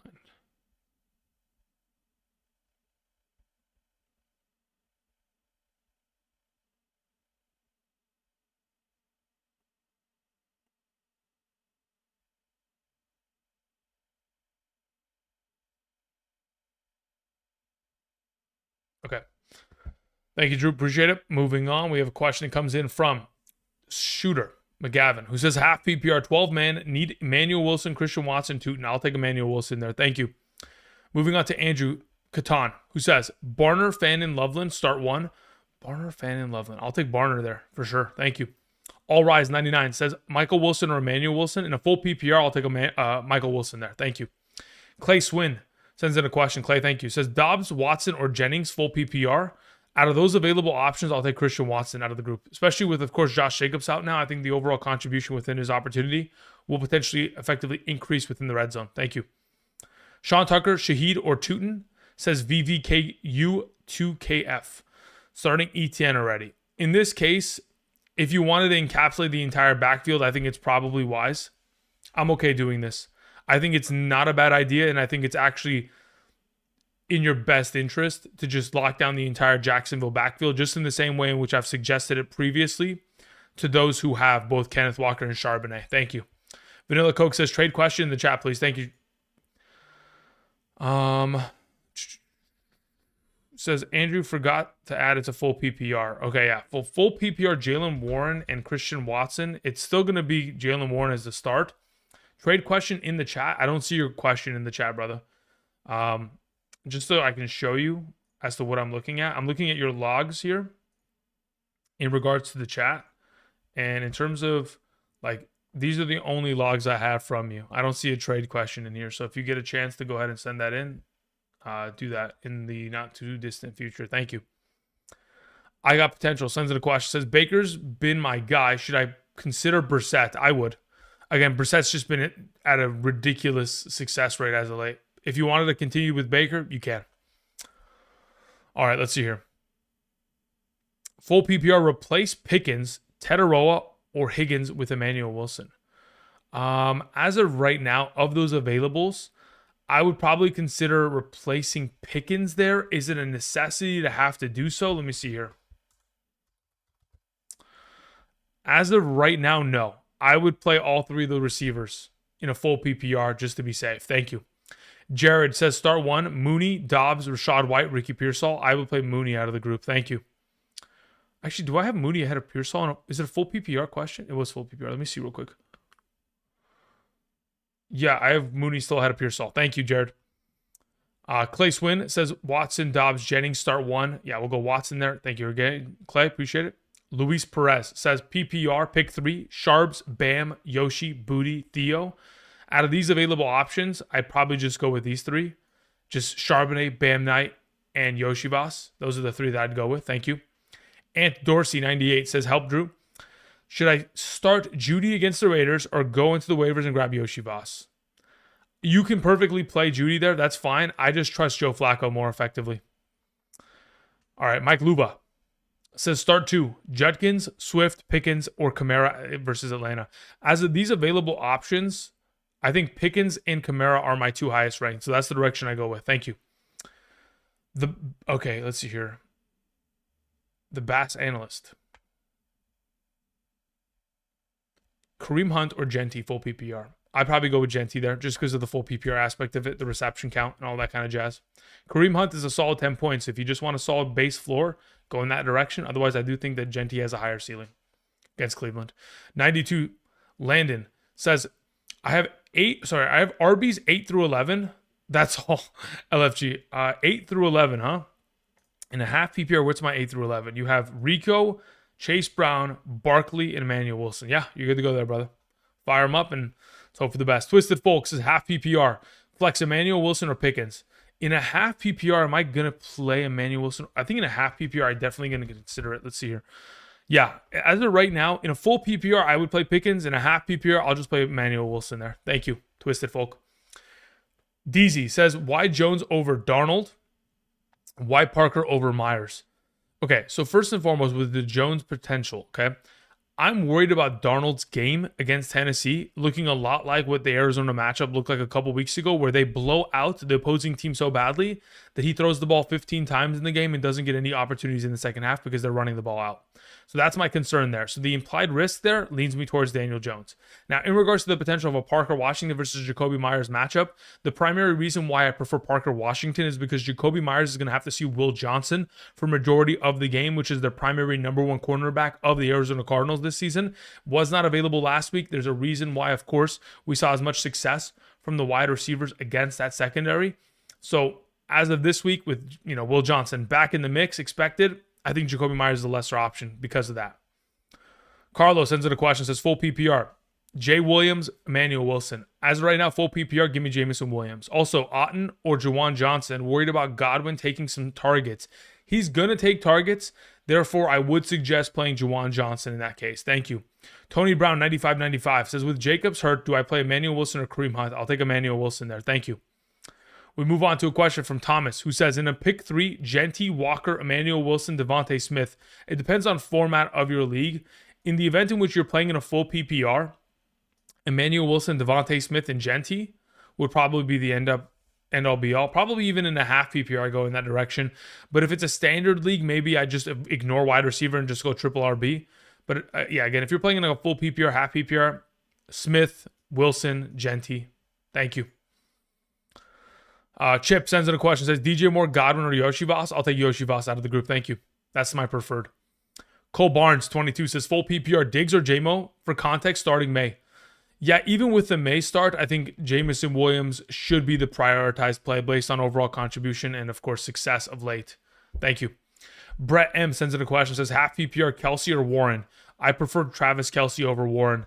But again, both should be fantastic plays. It says flex, Travis Kelsey, Warren, Kamara, AJ Brown, and Pierce. Let me see where I have Kamara and AJ Brown comparatively to Warren and Kelsey in a half PPR so I can kind of get an idea. As of right now, as for Tyler Warren comparatively to the field of options you have, genuinely, I have Tyler Warren and Travis Kelsey both ahead of Alvin Kamara and AJ Brown and Alec Pierce. So I'm going to suggest, Brett, in this case, you play both your tight ends. Play Kelsey, play Tyler Warren. That's your 1-2 combo. Rogo, what's up? What's up, bro? Still a chance. 12-man, half PPR, 3 and 8. Swift/Downs in the flex. Dobbs in the flex. In a half PPR, I believe Swift is probably going to be my suggestion. Let me just confirm this. As of the 2, yes, I would. Let's just, where's Dobbs? Here, Dobbs. Yeah, between the two of them, I'm going to play DeAndre Swift there. As for a 3 and 8 record, you're going to have to win the next 3 games, and you're going to have to hope that you have a lot of tiebreakers that go in your direction. Otherwise, we're in a little bit of a tough situation there, Rogo. Watch this when you're. Says, hi, Andrew. Jacoby or DJ Moore on my wide receiver slot. I'd rather play Jacoby Myers. I need one flex filled between Moore, Jacoby, Monungai, Godwin, Singletary, Strange, and AJ Barner. Thank you. Let me see where I have Barner compared to the group so I can kind of figure this out. Out of the available options you've gone ahead and mentioned, AJ Barner in a half PPR compared to Godwin. It's a full PPR, actually. Okay, so in a full PPR, let's pull that up. Okay, so in a full PPR, comparatively to the field of options you have mentioned, I'll take him over Monungai. I'll take him over Singletary. I'll take him over Godwin, over Moore. Am I playing him over Jacoby Myers, though? No, I'm not. So as of right now, of your availables here, Jacoby Myers plays. Okay, so Jacoby Myers plays over DJ Moore. And if this is the same league and Jacoby Myers is not available here, then you would play AJ Barner. Thank you. Jake D'Antoni says, JMO or Aaron Jones? I'd rather play JMO in a full PPR. Riley sends it a question. Says, full PPR, Baker or Caleb Williams, and why? Look, as of right now, the defensive matchup for Pittsburgh, I mean, their defense has been great since they've moved Jalen Ramsey and Kyle Duggar to the safety positions. So since then, they have given a lot of quarterbacks trouble. And considering Caleb Williams has typically hovered around a 50-60% passing completion percentage, it scares the crap out of me, to which they may just try to run the ball for majority of the game. I think Baker Mayfield is guaranteed a negative script to which he's going to have to throw the ball for a lot of this game in the second half, which is why I have Sean Tucker a little bit lower than maybe I anticipated or kind of led on to believe earlier on in the week. So I think as of right now, in terms of the negative script aspect, I think Baker Mayfield implied for a little bit more passing potential upside. If Caleb gets himself the rushing utilization he typically does, then maybe he can outscore him. But otherwise, I think Baker is the proven play as of right now. A little bit more consistent. Ray Barrera says, full PPR, start 1 tight end and 2 flex between Jake Ferguson, Juwan Johnson, Kamara, Dobbs, and Charbonnet. Of these available, Kamara has to play as a flex. As for your tight end, I like the idea in a full PPR of going in the direction of, let's see, where do I have tight end between these 2 available options? Yeah. So between those options, Juwan Johnson is my number 1 tight end. I'll play Kamara. And then if I'm looking at the flex position, let me see where I have Fergie comparatively to the crew. Ferguson is there. Where's Charbonnet? Charbonnet's ahead of him. Romeo Dobbs, where art thou? Yeah, so right now, of your available options, genuinely, Ray, I would go with Juwan Johnson, Kamara, and Charbonnet. Thank you. All right, so let's hear Envy, or... Yeah. I'm going to just call you Envy. That's probably not it, but... Swift, Metcalf, Higgins, or Olave, big dog. Between these available options, I'm going Higgins. T. Higgins all the way. Thank you. Alrighty, we're trying to effectively catch up to my best of my ability. Again, we needed to scroll back up really quickly because someone has sent in a question, but I don't know if they ended up letting me know with the I think it was like a trade question, right? Trade question. Here we go. It was Vanilla Coke. Okay, it says Andrew, trade question. Full PPR, send Burrow, Watson, and Tyler Warren to receive Rice, Goddard, and Hampton. I need a wide receiver 1 and an RB. Currently running Adams, McConkey, Cook, and Woody Marks. Thoughts? In the case of this trade, I think it's a fantastic trade. Take the Rashee Rice and Hampton side. I think that is the preferred side for rest of season. Absolutely, without a doubt in my mind. Thank you. Appreciate that. Okay, slowly but surely catching up. We continue on. We scroll down here. We took care of that. We move on to a question from Mitchell Reddick, who says, full PPR, flex 2, Emmanuel Wilson, Alec Pierce, Sean Tucker. In a full PPR, let me see where I have Pierce compared to Tucker, and I'll let you know right now. Between the two of them, I do have Pierce one spot ahead of Tucker in a full PPR, so I'll take Alec Pierce and Emmanuel Wilson there, Mitchell. Thank you. King Carl 2012 says, full PPR, McBride, Brissett, Jones, Wilson, Pitt, too many cards. So you have McBride, you have Brissett, you have Aaron Jones, you have Michael Wilson, and you have Kyle Pitts. Too many Cardinals, question mark? Playing 3 Cardinals, I don't think is too many. I think you're in a perfect position. My rule of thumb has always been 3 is the max amount of players that you would ever have on one singular offense. That's always been my rule of thumb. I've mentioned it for years. You're in a perfect position. You're fine. Shark Boy says, full PPR, Love or Bryce Young? As of right now, I think there is a potential conversation to be had that now that Josh Jacobs is out, there could be more potential passing accumulation of yardage for Jordan Love within the game. But I don't like the potential of that offensive line. I do really want to play Bryce Young in this circumstance, who's taken on the 49ers. Again, I mentioned it earlier, the 49ers this season have generated the least amount of pressure to opposing quarterbacks. They've additionally allowed 2+ passing touchdowns in, 2, 4, 6, 7. 6 of the last 7 games, they've allowed 2 or more passing touchdowns to opposing quarterbacks. Whether it's Stafford, Mayfield, Penix, Stroud, Dart, Stafford, Brissett, it doesn't matter. They've all found success. Actually, Penix is the only one that didn't. But in the case of this situation, considering Brissett is coming off of a week of 450 passing yards on, the record for most completions in a game by a quarterback in NFL history, Bryce Young, in my opinion, is the preferred play of the two. Judy or Downs, I would prefer to play Judy there. Again, the Raiders secondary has not played well, and I don't expect them to play well at all. Hopefully, Shedeur Sanders can step up and win the job. Kiwi, what's up? Says half PPR, 2 flex. Chase Brown, Pearsall, Tootin, Godwin. Of these available, I'll take both of the running backs. Give me Chase Brown and Bayshall Tootin. Thank you. Ricardo, Etienne, Adunze, Emmanuel Wilson, bench 1 full PPR. In a full PPR format, I probably end up benching Etienne. Let me confirm this real quick. Let's see. Where do I have Adunze comparatively to him? Yeah, as of right now, my lowest ranked player of the group, theoretically speaking, would technically be Travis Etienne, but that's with Josh Jacobs there. It was Jacobs there, but then there's no other contributor. Yeah, I will take, Travis Etienne's my sit. Emmanuel Wilson and Dunze are my plays. Thank you. Super War Jam sends in a question. Says half PPR, second flex, Jordan Addison or Kyle Monangai? I'd rather play Kyle Monangai. Thank you. Sam Castillo says in a full PPR, pick 3 between Charbonnet, Judy, Pierce, Myers, and White. Of these available options, if I'm picking 3 of them, I have to play Alec Pierce. I think I have to play Charbonnet, to which then it becomes a matter of, am I playing Jacoby Myers or Jerry Judy? I think between the two, I'm in it's a little bit of a sketchy situation. I think it depends on a couple factors. Rachaad White, I think, is a guaranteed 8 to 10 points in a full PPR. But I think I'd rather go ahead and get a little bit of a higher potential for ceiling. To which for right now against that Raiders matchup, I'm very much so feeling comfortable playing Judy there. So I'll go Judy, Charbonnet, and Pierce. Thank you. Jay Nice, what's up? Says full PPR, Swift or Ricky Pearsall. Flex Dowdle, Wilson, RB1 and 2. Flex Swift or Ricky Pearsall. I think as of right now, it's going to be Swift. Let me just confirm this. Yeah. As of this moment, whether it's half or full PPR, I do prefer DeAndre Swift. Thank you. I hope Ricky Pearsall wakes up this week, but yeah, Swift is the play. P. Mula 10 says standard running back in flex. We have Henderson, Swift, Chase Brown, ETN. I would play Henderson and Chase Brown. Even in the standard format, I think that is the preferred of the bunch. Thank you.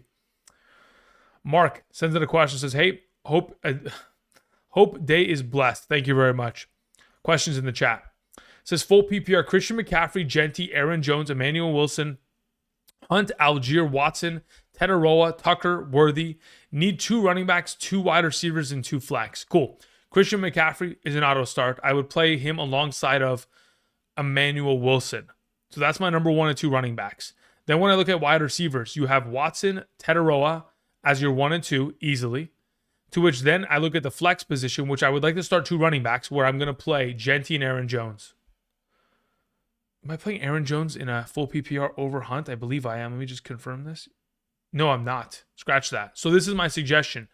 You're going to play McCaffrey, Emmanuel Wilson, Genty, Hunt, Watson, and Tetaroa McMillan. Thank you, Mark.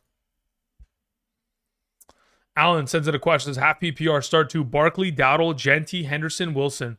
Of those available, Henderson and Dowdle are my 2 highest ranked. Thank you. Gabriel Martin sends in a question. Says higher upside, Emmanuel Wilson or Aaron Jones, standard scoring. I would rather play with Emmanuel Wilson in my lineup as of this week. Again, Aaron Jones has the looming threat of Jordan Mason behind him. I don't think there's any threat behind Emmanuel Wilson at this moment. Nick Walker says PPR, start 3, Genty, Emmanuel Wilson, Jalen Warren, Chase Brown. Full PPR, Chase Brown's number 1. Genty 2, Emmanuel Wilson 3. That works for me. Thank you. Howard sends in a question. Says full PPR, which 3? Chase Brown, Henderson, Abuka, and Wilson. In a full PPR scoring format, it's these 3. I don't think I'm going to play Wilson ahead of any of them. Let me just confirm that to be the case. Henderson is up there. Chase Brown is up there. Ibuka's up there. Yeah, Michael Wilson's the odd man out, technically speaking. Thank you. Chip says running back, wide receiver, flex. Tootin, Bam, Yoshibas, Shaheed, Godwin. The top 3 names you mentioned, Bam, Tootin, and Yoshibas, would be the 3 that I play. Thank you. Big Homie 4523 says JMO or Chase Brown in the flex, full PPR. In a full PPR, Jamison Williams is my number 18 and Chase Brown is my number 13. I'm playing Chase Brown there. Again, I think he's going to have himself a ridiculous volume of receptions today. Trex 3251 says safer floor, Bam Knight or Yoshibas. I think the safer floor is technically Bam Knight, purely because of, again, the volume of touches that are pretty much a guarantee within this offense in comparison. Like, even if I can project Yoshibas to get himself 8 to 9 targets today, if the overall quality of those targets don't come to fruition, they're not as valuable as a potential handoff, which is a guarantee. Now, again, we can't say that every single rushing attempt is built the same. The quality of a rushing attempt can be determined to be a negative, potential impact if the offensive line doesn't play up to their role. But for right now, technically, I think the safer floor is the running back. Ninja says Gainwell, Xavier, I'm assuming that's Worthy instead of Henry, Tootin or Swift. I will play with Swift and Tootin in my lineup. Thank you. Collect Through says RB and flex, Pollard, Spears, Singletary, Judy, Worthy. Out of these available options, if it's a full PPR, I'm playing Spears and I'm playing Judy. Thank you. Eric says, would you start Burden over Metcalf? I wouldn't. I think there's a lot of risk implied with that. Again, has Burden been relevant this season at a consistent pace? No. Can he in any given week make a single play and make his entire fantasy contribution? Absolutely. He is coming off of a season high 5 targets, which is solid, but again, very little opportunity share. Gonna have to score a touchdown in my mind to be able to kind of justify that play. Young sends out a question. Says full PPR start 2, Breece Hall, Jalen Warren, Mason Rudolph. I would genuinely play both Jalen Warren and Mason Rudolph there. If it's a super flex format, yeah, that's the way I go about it. Thank you. Let's see here. All right. Stang, whenever you get a chance, do me a favor, or Stan Galanos, if you can do me a favor, type in that question whenever you get a chance so I can read that. You don't have to send in another super chat. Just got to type it in the live chat and I'll be able to get to it. Thank you. All right. We are effectively almost caught up with some of these questions. Trying my best to catch up. Again, for those of you guys who are joining us this morning, welcome. Hope you guys are doing well. Again, do not forget that the rankings that are here are updated as of this morning. So if you guys have any interpositional questions, hopefully the rankings on screen can help with that. Thank you. Again, for those of you who are members of the Patreon, those rankings have been posted. For those of you who sign up using code Andrew via Betr, made that first time deposit, made that first time play, those rankings have also been sent out to your email. So make sure to check your spam folder. Thank you. Alrighty, continuing on after Young. Actually, no, Young had another question. So there's actually multiple questions that I almost just skipped. Okay, so we have Luis Flores who says full PPR flex Kamara, DK, or Quinshon Judkins. I'm going to play Kamara there. Vanilla Coke, we took care of that one. Manny Man says McCarthy or Winston. 9 per passing touchdown. Give me Jameis Winston there. Thank you. Sick sends in a question. Says, what's up, Andrew? Full PPR, no cap. Oh my, what the heck is going on? Trey Tucker, Slayton, or Fergie? Let me see where I have them ranked. Okay, so we need to look up Ferguson. He's ahead of Trey Tucker. He's ahead of Slayton. I'm going to play Drake Ferguson there. I paid an extra $3. Just say dumb shit. Happy Saturday. Thank you very much. I appreciate it. Thank you. I was gonna say maybe, yeah. Listen, I don't know what that is, but happy Sunday to you as well. I'm going Fergie. All right, Jash Smash says Sean Tucker or Alec Pierce half PPR. I'm gonna go Sean Tucker and a half. Thank you. Stephen Wright says trade McConkey for Genty in the flex. I will take McConkey. Yeah, sounds good. Tommy D says, need help, please. 1 running back, 1 wide receiver, 1 flex, non-PPR. Genty, Wilson, White, Igbuka, JJ. Thanks. Of these available options, I believe that Emmanuel Wilson, Genty, and Igbuka are probably in a non-PPR your best plays. Thank you. Stormtrooper says, Michael Wilson, Booty, Jalen Warren, Kenneth Walker, Charbonnet. Of these available, the flex is Michael Wilson. The running back is Jalen Warren. Thank you. Vanilla Coke says, you mentioned you'd play Christian Watson versus Jennings. Yes, I would play Christian Watson over Jennings. Thank you. Roy Ruiz sends in a question. Roy, thank you. Says, do I start Charbonnet, Tootin, or Gainwell? I would start Tootin number 1, Charbonnet number 2, Gainwell number 3. Thank you. Dan sends in a question. Says, do I play Kate Otten, Bam Knight, or Yoshi Voss in the flex? Let me see where I have Knight comparatively to the 3 options there. Of those available options we have mentioned, I would play Bam Knight over the field. So Bam Knight will be my number 1. Thank you. Envy had another question. Olave or Higgins? I would prefer to play Higgins. Thank you. Magic Bell says in a half PPR flex Loveland or Corum, starting Kyron also. I would rather play Loveland. Thank you. Again, I don't think it's going to be that big of a blowout. He may score 5 points. I think there's a little bit more potential for upside with Loveland. Roy Ruiz, we already took care of that one. Thank you very much. Big Stepper says, with Stevenson being active, do I start Henderson? You have to start Henderson. Have to. It's a must. Young has a follow-up. Says full PPR. Tracy, Slayton, Christian Watson, Ramondre, Tyjae Spears. In a full PPR scoring format, Christian Watson's my number 1 there. Thank you. Stallions Production says Emmanuel Wilson or Keyshawn Booty. It's Emmanuel Wilson 10 times out of 10. Double D sends in a question. Says 10-man full PPR. Chase Brown, Breece Hall, Devontae Smith, Tedder McMillan. Breece Hall is my number 1. Regular Veteran says in a full PPR, starting Devontae Smith, flex DK, Zay Flowers, or AJ Brown. Out of those available options, let me see where I have Zay Flowers. Out of those available options, I'm going to play AJ Brown. Or pick up Sean Tucker, Emmanuel Wilson, or Hunt. Genuinely, I would prefer to play Emmanuel Wilson. Yeah, over the field there. Thank you. Bumpy Barbecue says Menungai, Pearsall, DK Leggett, rank them need 2. If I was starting 2 of these options, it's between figuring out if I'm going to play Menungai and or Leggett as my second player. Menungai. Okay. So as of right now, of the available options you have to your disposal, technically speaking, yeah, as of right now, in a full PPR, I will take Menungai, actually half or full. Menungai and Pearsall are my 2 highest ranked. Thank you. Itachi says, start Swift over Aaron Jones with Rodgers out. You could. I still prefer Aaron Jones, but you could. If that's something that you'd like to go with, I don't mind it. Christopher says in the flex, Pollard, Spears, White, Pitts. I would probably end up playing Kyle Pitts there in the flex. Thank you. Stallings Production says pick 2 running backs, Brown or Green Bay Wilson or Travis Etienne. Yeah, Chase Brown and Wilson will be my number 1 and 2 combo there. Thank you. We had a question from Tony Brown who says flex full PPR, Pierce, Hunt, Myers, or Trey Tucker. I would play Kareem Hunt out of the group. Thank you. Fuji sends it a question. Fuji Bosco says start 1 in the flex, Slayton, Tootin, Tucker. Out of these available, I'm playing Tootin there. Thank you. All right, let's see here. No sends it a question. Says full PPR, Hunt, Montgomery, Breece Hall. As of right now, I would play I would play Hunt and Breece Hall as the number 1-2 combo in a full PPR in hopes that Breece Hall gets enough receiving utilization to justify it. So Hunt and Breece will be my combo there. To the max, 324 says full PPR rest of season, Pearsall, Watson, or Pierce? Pierce. I think that's probably the safer play of the bunch. I think eventually Pearsall will take it. Man, that's a tough one. Yeah, for now I'm gonna go with Pierce though. I think there's been a lot of contributions of late to where I'm gonna keep going in that direction. All right, Big Stepper had a follow-up. Says, do I start Henderson with Stevenson being active? Absolutely must start Henderson. Rhode Island 7453 says I'm 5-4, full PPR, double flex, 0 tight ends. Starting McCaffrey, Kyron, Chase Brown, McBride, Pittman, Pearsall, Patriots defense. Purdy and Daniel Jones on the bench. Do I replace one of them? Sorry, do I replace any one?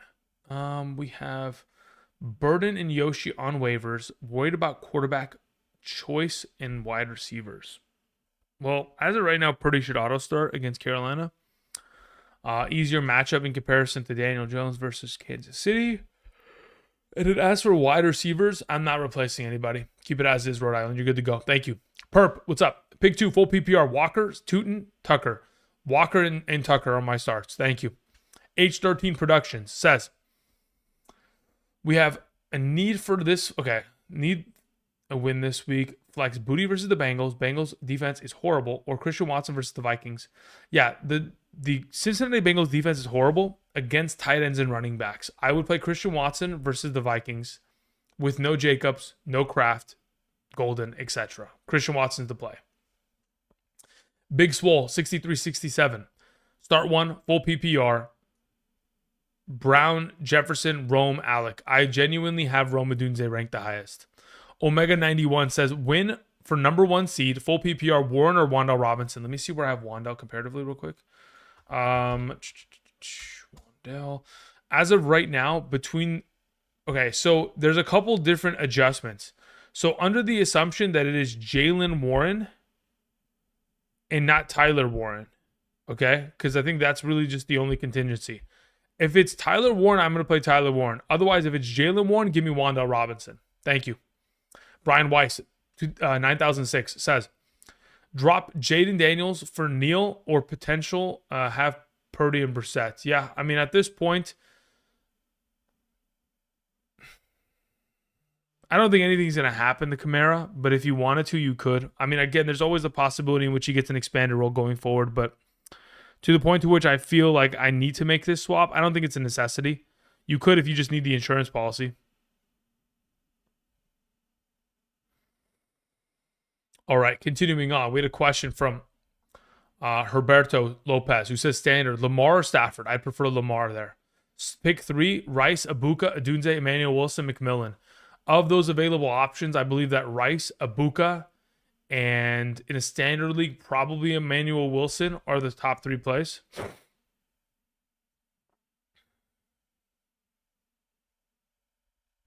Thank you. All right, we move on to Silent Flow, who says, I have Bowers, McBride, Jennings, Michael Wilson, Jamison Williams. I have to bench 1. Bowers, McBride, Jennings, Michael Wilson, Jamison Williams. Jennings, good night. You're going to the bench. Omega 91 says, how far is Josh Downs versus Booty full PPR? Between the two of them, Josh Downs versus Booty is, let's find it real quick. They're back-to-back. Josh Downs my number 35. Keyshawn Booty's my number 36, full PPR. Or, I mean, technically 35, 36. If we, technically, that is correct still. Yeah. Chris B, the RD, says, full PPR, start 3, flex options between Emmanuel Wilson, Hunter Henry, Kareem Hunt, Darius Slayton. Of those available options, I'm playing Wilson, Henry, and Hunt. Thank you, Chris. Appreciate it. Checo Rivera says, hi, Andrew. Pick 2, Adunze, McMillan, Emmanuel Wilson, full PPR. Of those available options, I believe I'm playing both wide receivers. Let me confirm this. Yes, I will play both receivers. Give me McMillan and give me Adunze. Thank you, Checo. Freddie Ramirez, 1820, says, better stash, Neal or Gordon. Half PPR, 0.25 per carry. Genuinely, I think there's still a better position to stash Neal because of the following of, the injury that Alvin Kamara has been dealing with, and the fact that over the course of the last couple seasons, he's broken down his body late in the year, and the schedule's very appealing for Neal there. I think I'd rather stash him than Gordon because A-Chain's not going anywhere. Sick with it sends in a question. Says, Algier or Fergie? Full PPR. I'd rather play Fergie. Thank you. Brother Fred, 92-819, says, good morning, Andrew, and happy Sunday. Thanks for the work that you do. No question, just support. Thank you very much. I greatly appreciate that. As per all the support you guys have continued to show me, not only today, but of course, over the entirety of this season and of course, over the last couple of years. Thank you guys. Colin sends in a question.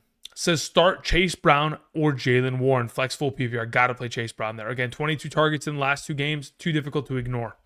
813 production says, other leagues. Flex Montgomery or Christian Watson. If it's a full PPR scoring format, I'm going Watson. If it's a half PPR, I probably just play Montgomery there. Flex Booty or Tootin. I'm playing Tootin regardless of format. Flex Yoshivas or Christian Watson. Christian Watson regardless of format. Ramondre or Rashad White. Ramondre is not really a start. I'm going to play Rashad White regardless of format. Thank you. Turd sends in a question. Says 12-team dynasty full PPR. Okay. Turd says, in a 12-team dynasty full PPR, start 4 between Puka, Rice, Abuka, Olave, JJ, Metcalf, Pearsall. Puka has to play. Rice has to play. Abuka has to play. Olave has to play. Send it. Should I really bench JJ? I mean, I just don't see him being a better play than the alternative 4. Makes me feel dirty. Yeah, I mean, I don't know who you would play him over, though. Because, I mean, I guess technically you would play him over Olave. But, I mean, man, am I going to play him over Olave? You can. I don't personally love it. But, I mean, again, it's doable. But I do agree. Anytime you sit a player of that caliber, it doesn't feel right. But that's just kind of our recency. Or that's just our name brand bias. Omega 91 says, roster Tez Johnson versus Leggett. Who would I rather roster? I probably rather roster Tez Johnson still. I don't know. Leggett has been okay. He's had 2 good games this season. Very touchdown dependent. Thank you. I mean, so was, Tez Johnson. But, I mean, I just don't know if I trust Leggett just yet. DT4470 says half PPR, 1 running back, 1 flex. Sean Tucker, Tootin, Pierce, Watson. Really good options here. In a half PPR, let me see where I have Tucker comparatively to those alternative names you've mentioned here. So Sean Tucker is probably going to be the number 1 guy that I'm rolling with there, to which I'm looking at Pierce and Watson, to which between those two,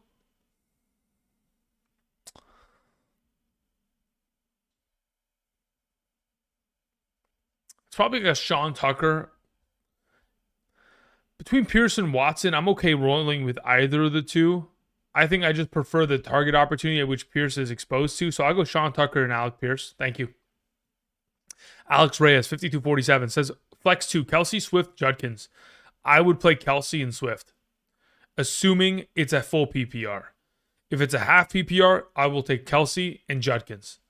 Thank you. All right, Tame sends in a question. Says non-PPR, Kamara, Montgomery, Judkins, Worthy, Godwin. Pick 1. I am playing Kamara. Regardless, actually, it's a non-PPR, brother. At that point, I think we have to just play Judkins. Thank you. Wow, sends in a question. Says start 2. AJ, Devontae, JJ, leaning AJ and Smith combo. That works for me. That's fine. That way you just pretty much encapsulate the entire workload share of the Philadelphia Eagles wide receiver core, to which I think you pretty much solidify, no matter which way it goes, you've got the wide receivers kind of locked down, good to go. I think that is a correct move in this circumstance.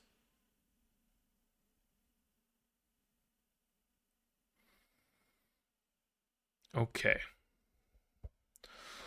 Okay, we've effectively caught up. I'm going to go ahead and bring this chat down because pretty much it's like on the bottom to which we've caught up to all those questions. Let's see if I can pull up the live chat here and see if I can just randomly pluck some questions out.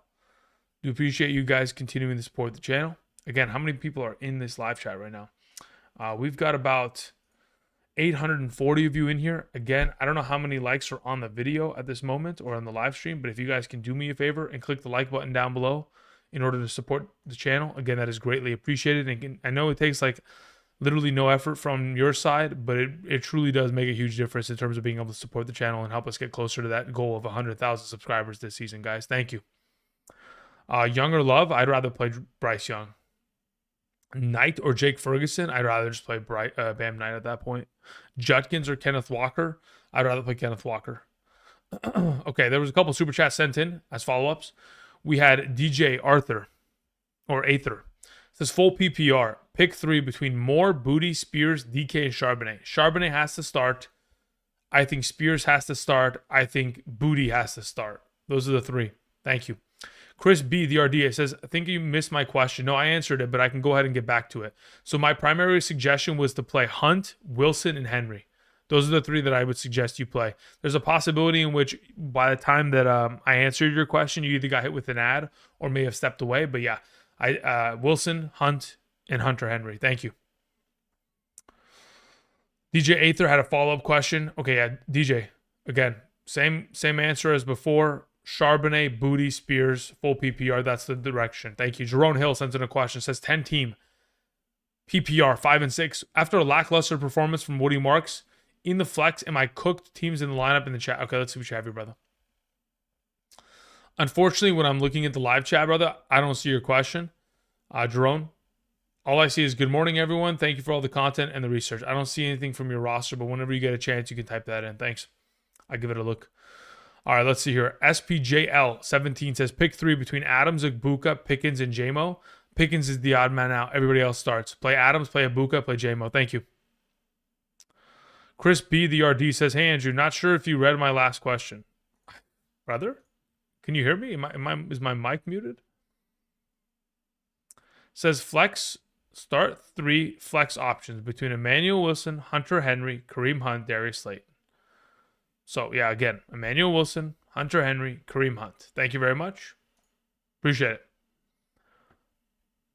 Mooney or Emmanuel Wilson? I'd rather play Emmanuel Wilson there. The end gaming. Brees Hall, Travis Etienne. Was I say DeAndre Swift pick 2? I'll take Travis Etienne and DeAndre Swift. PPR, Juwan Jennings or Sean Tucker? I'd rather just play Sean Tucker. Touchdown upside, potential. Greater expansion within the role. Genty, Hall, K9, Flowers, pick 2. I'd probably just go K9 and Genty there. We had a question sent in from Up the Beat. It says full PPR, Booty or Ricky Pearsall? I'd rather play Ricky Pearsall.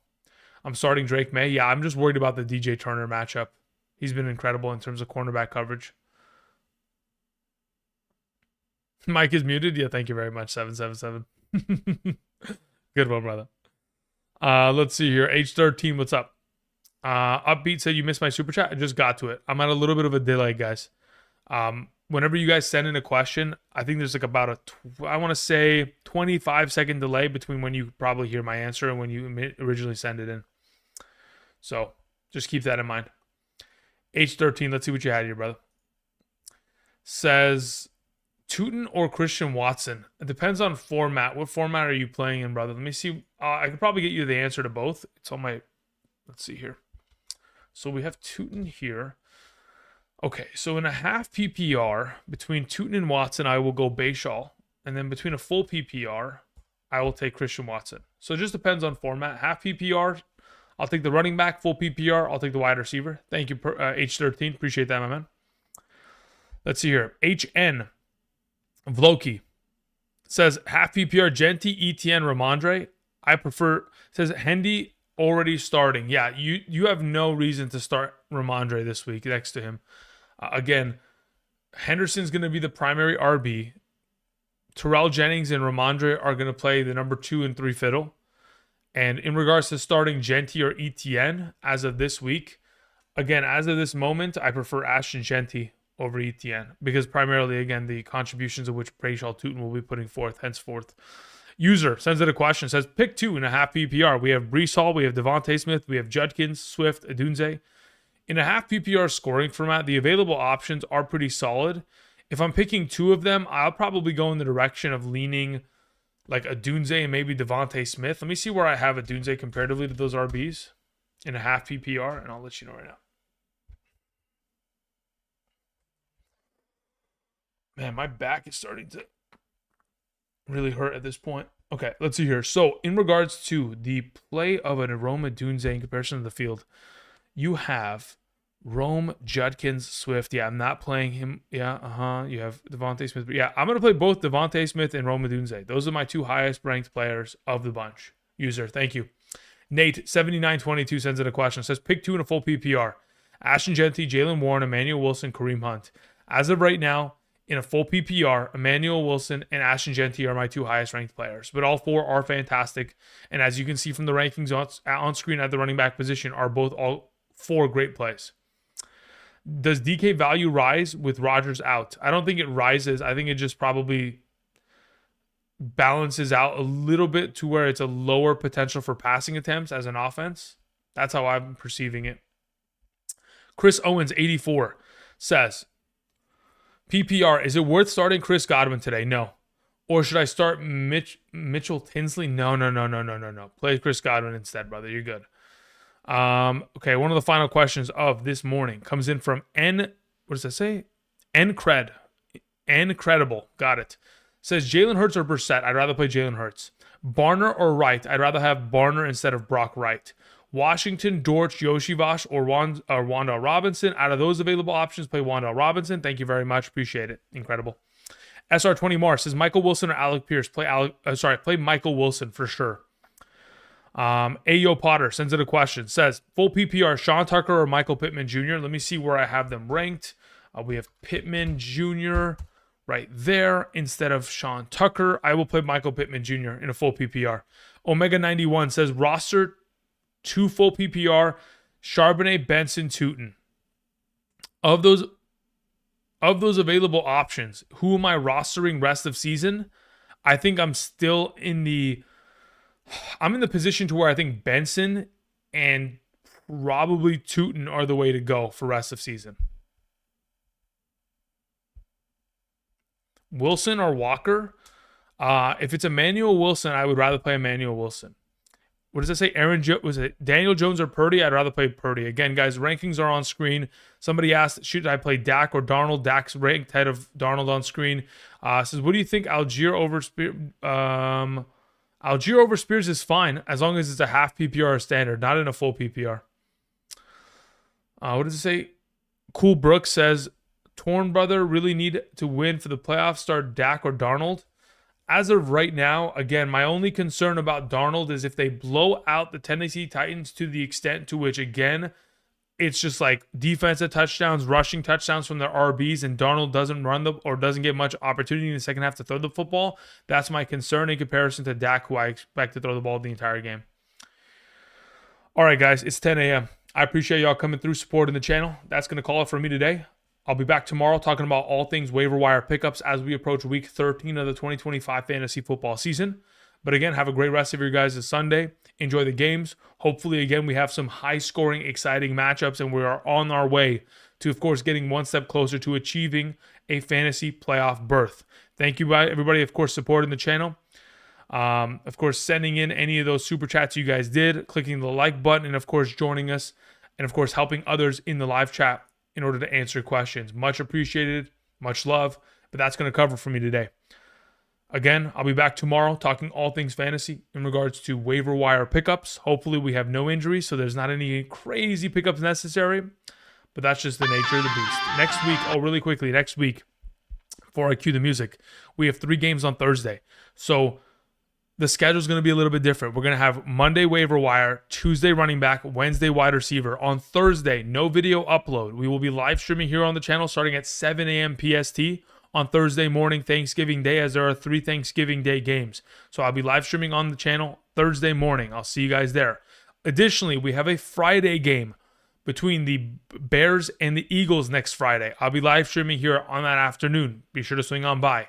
And then next Saturday, next Sunday, of course, normal live stream times. We'll see you guys there. All right, guys.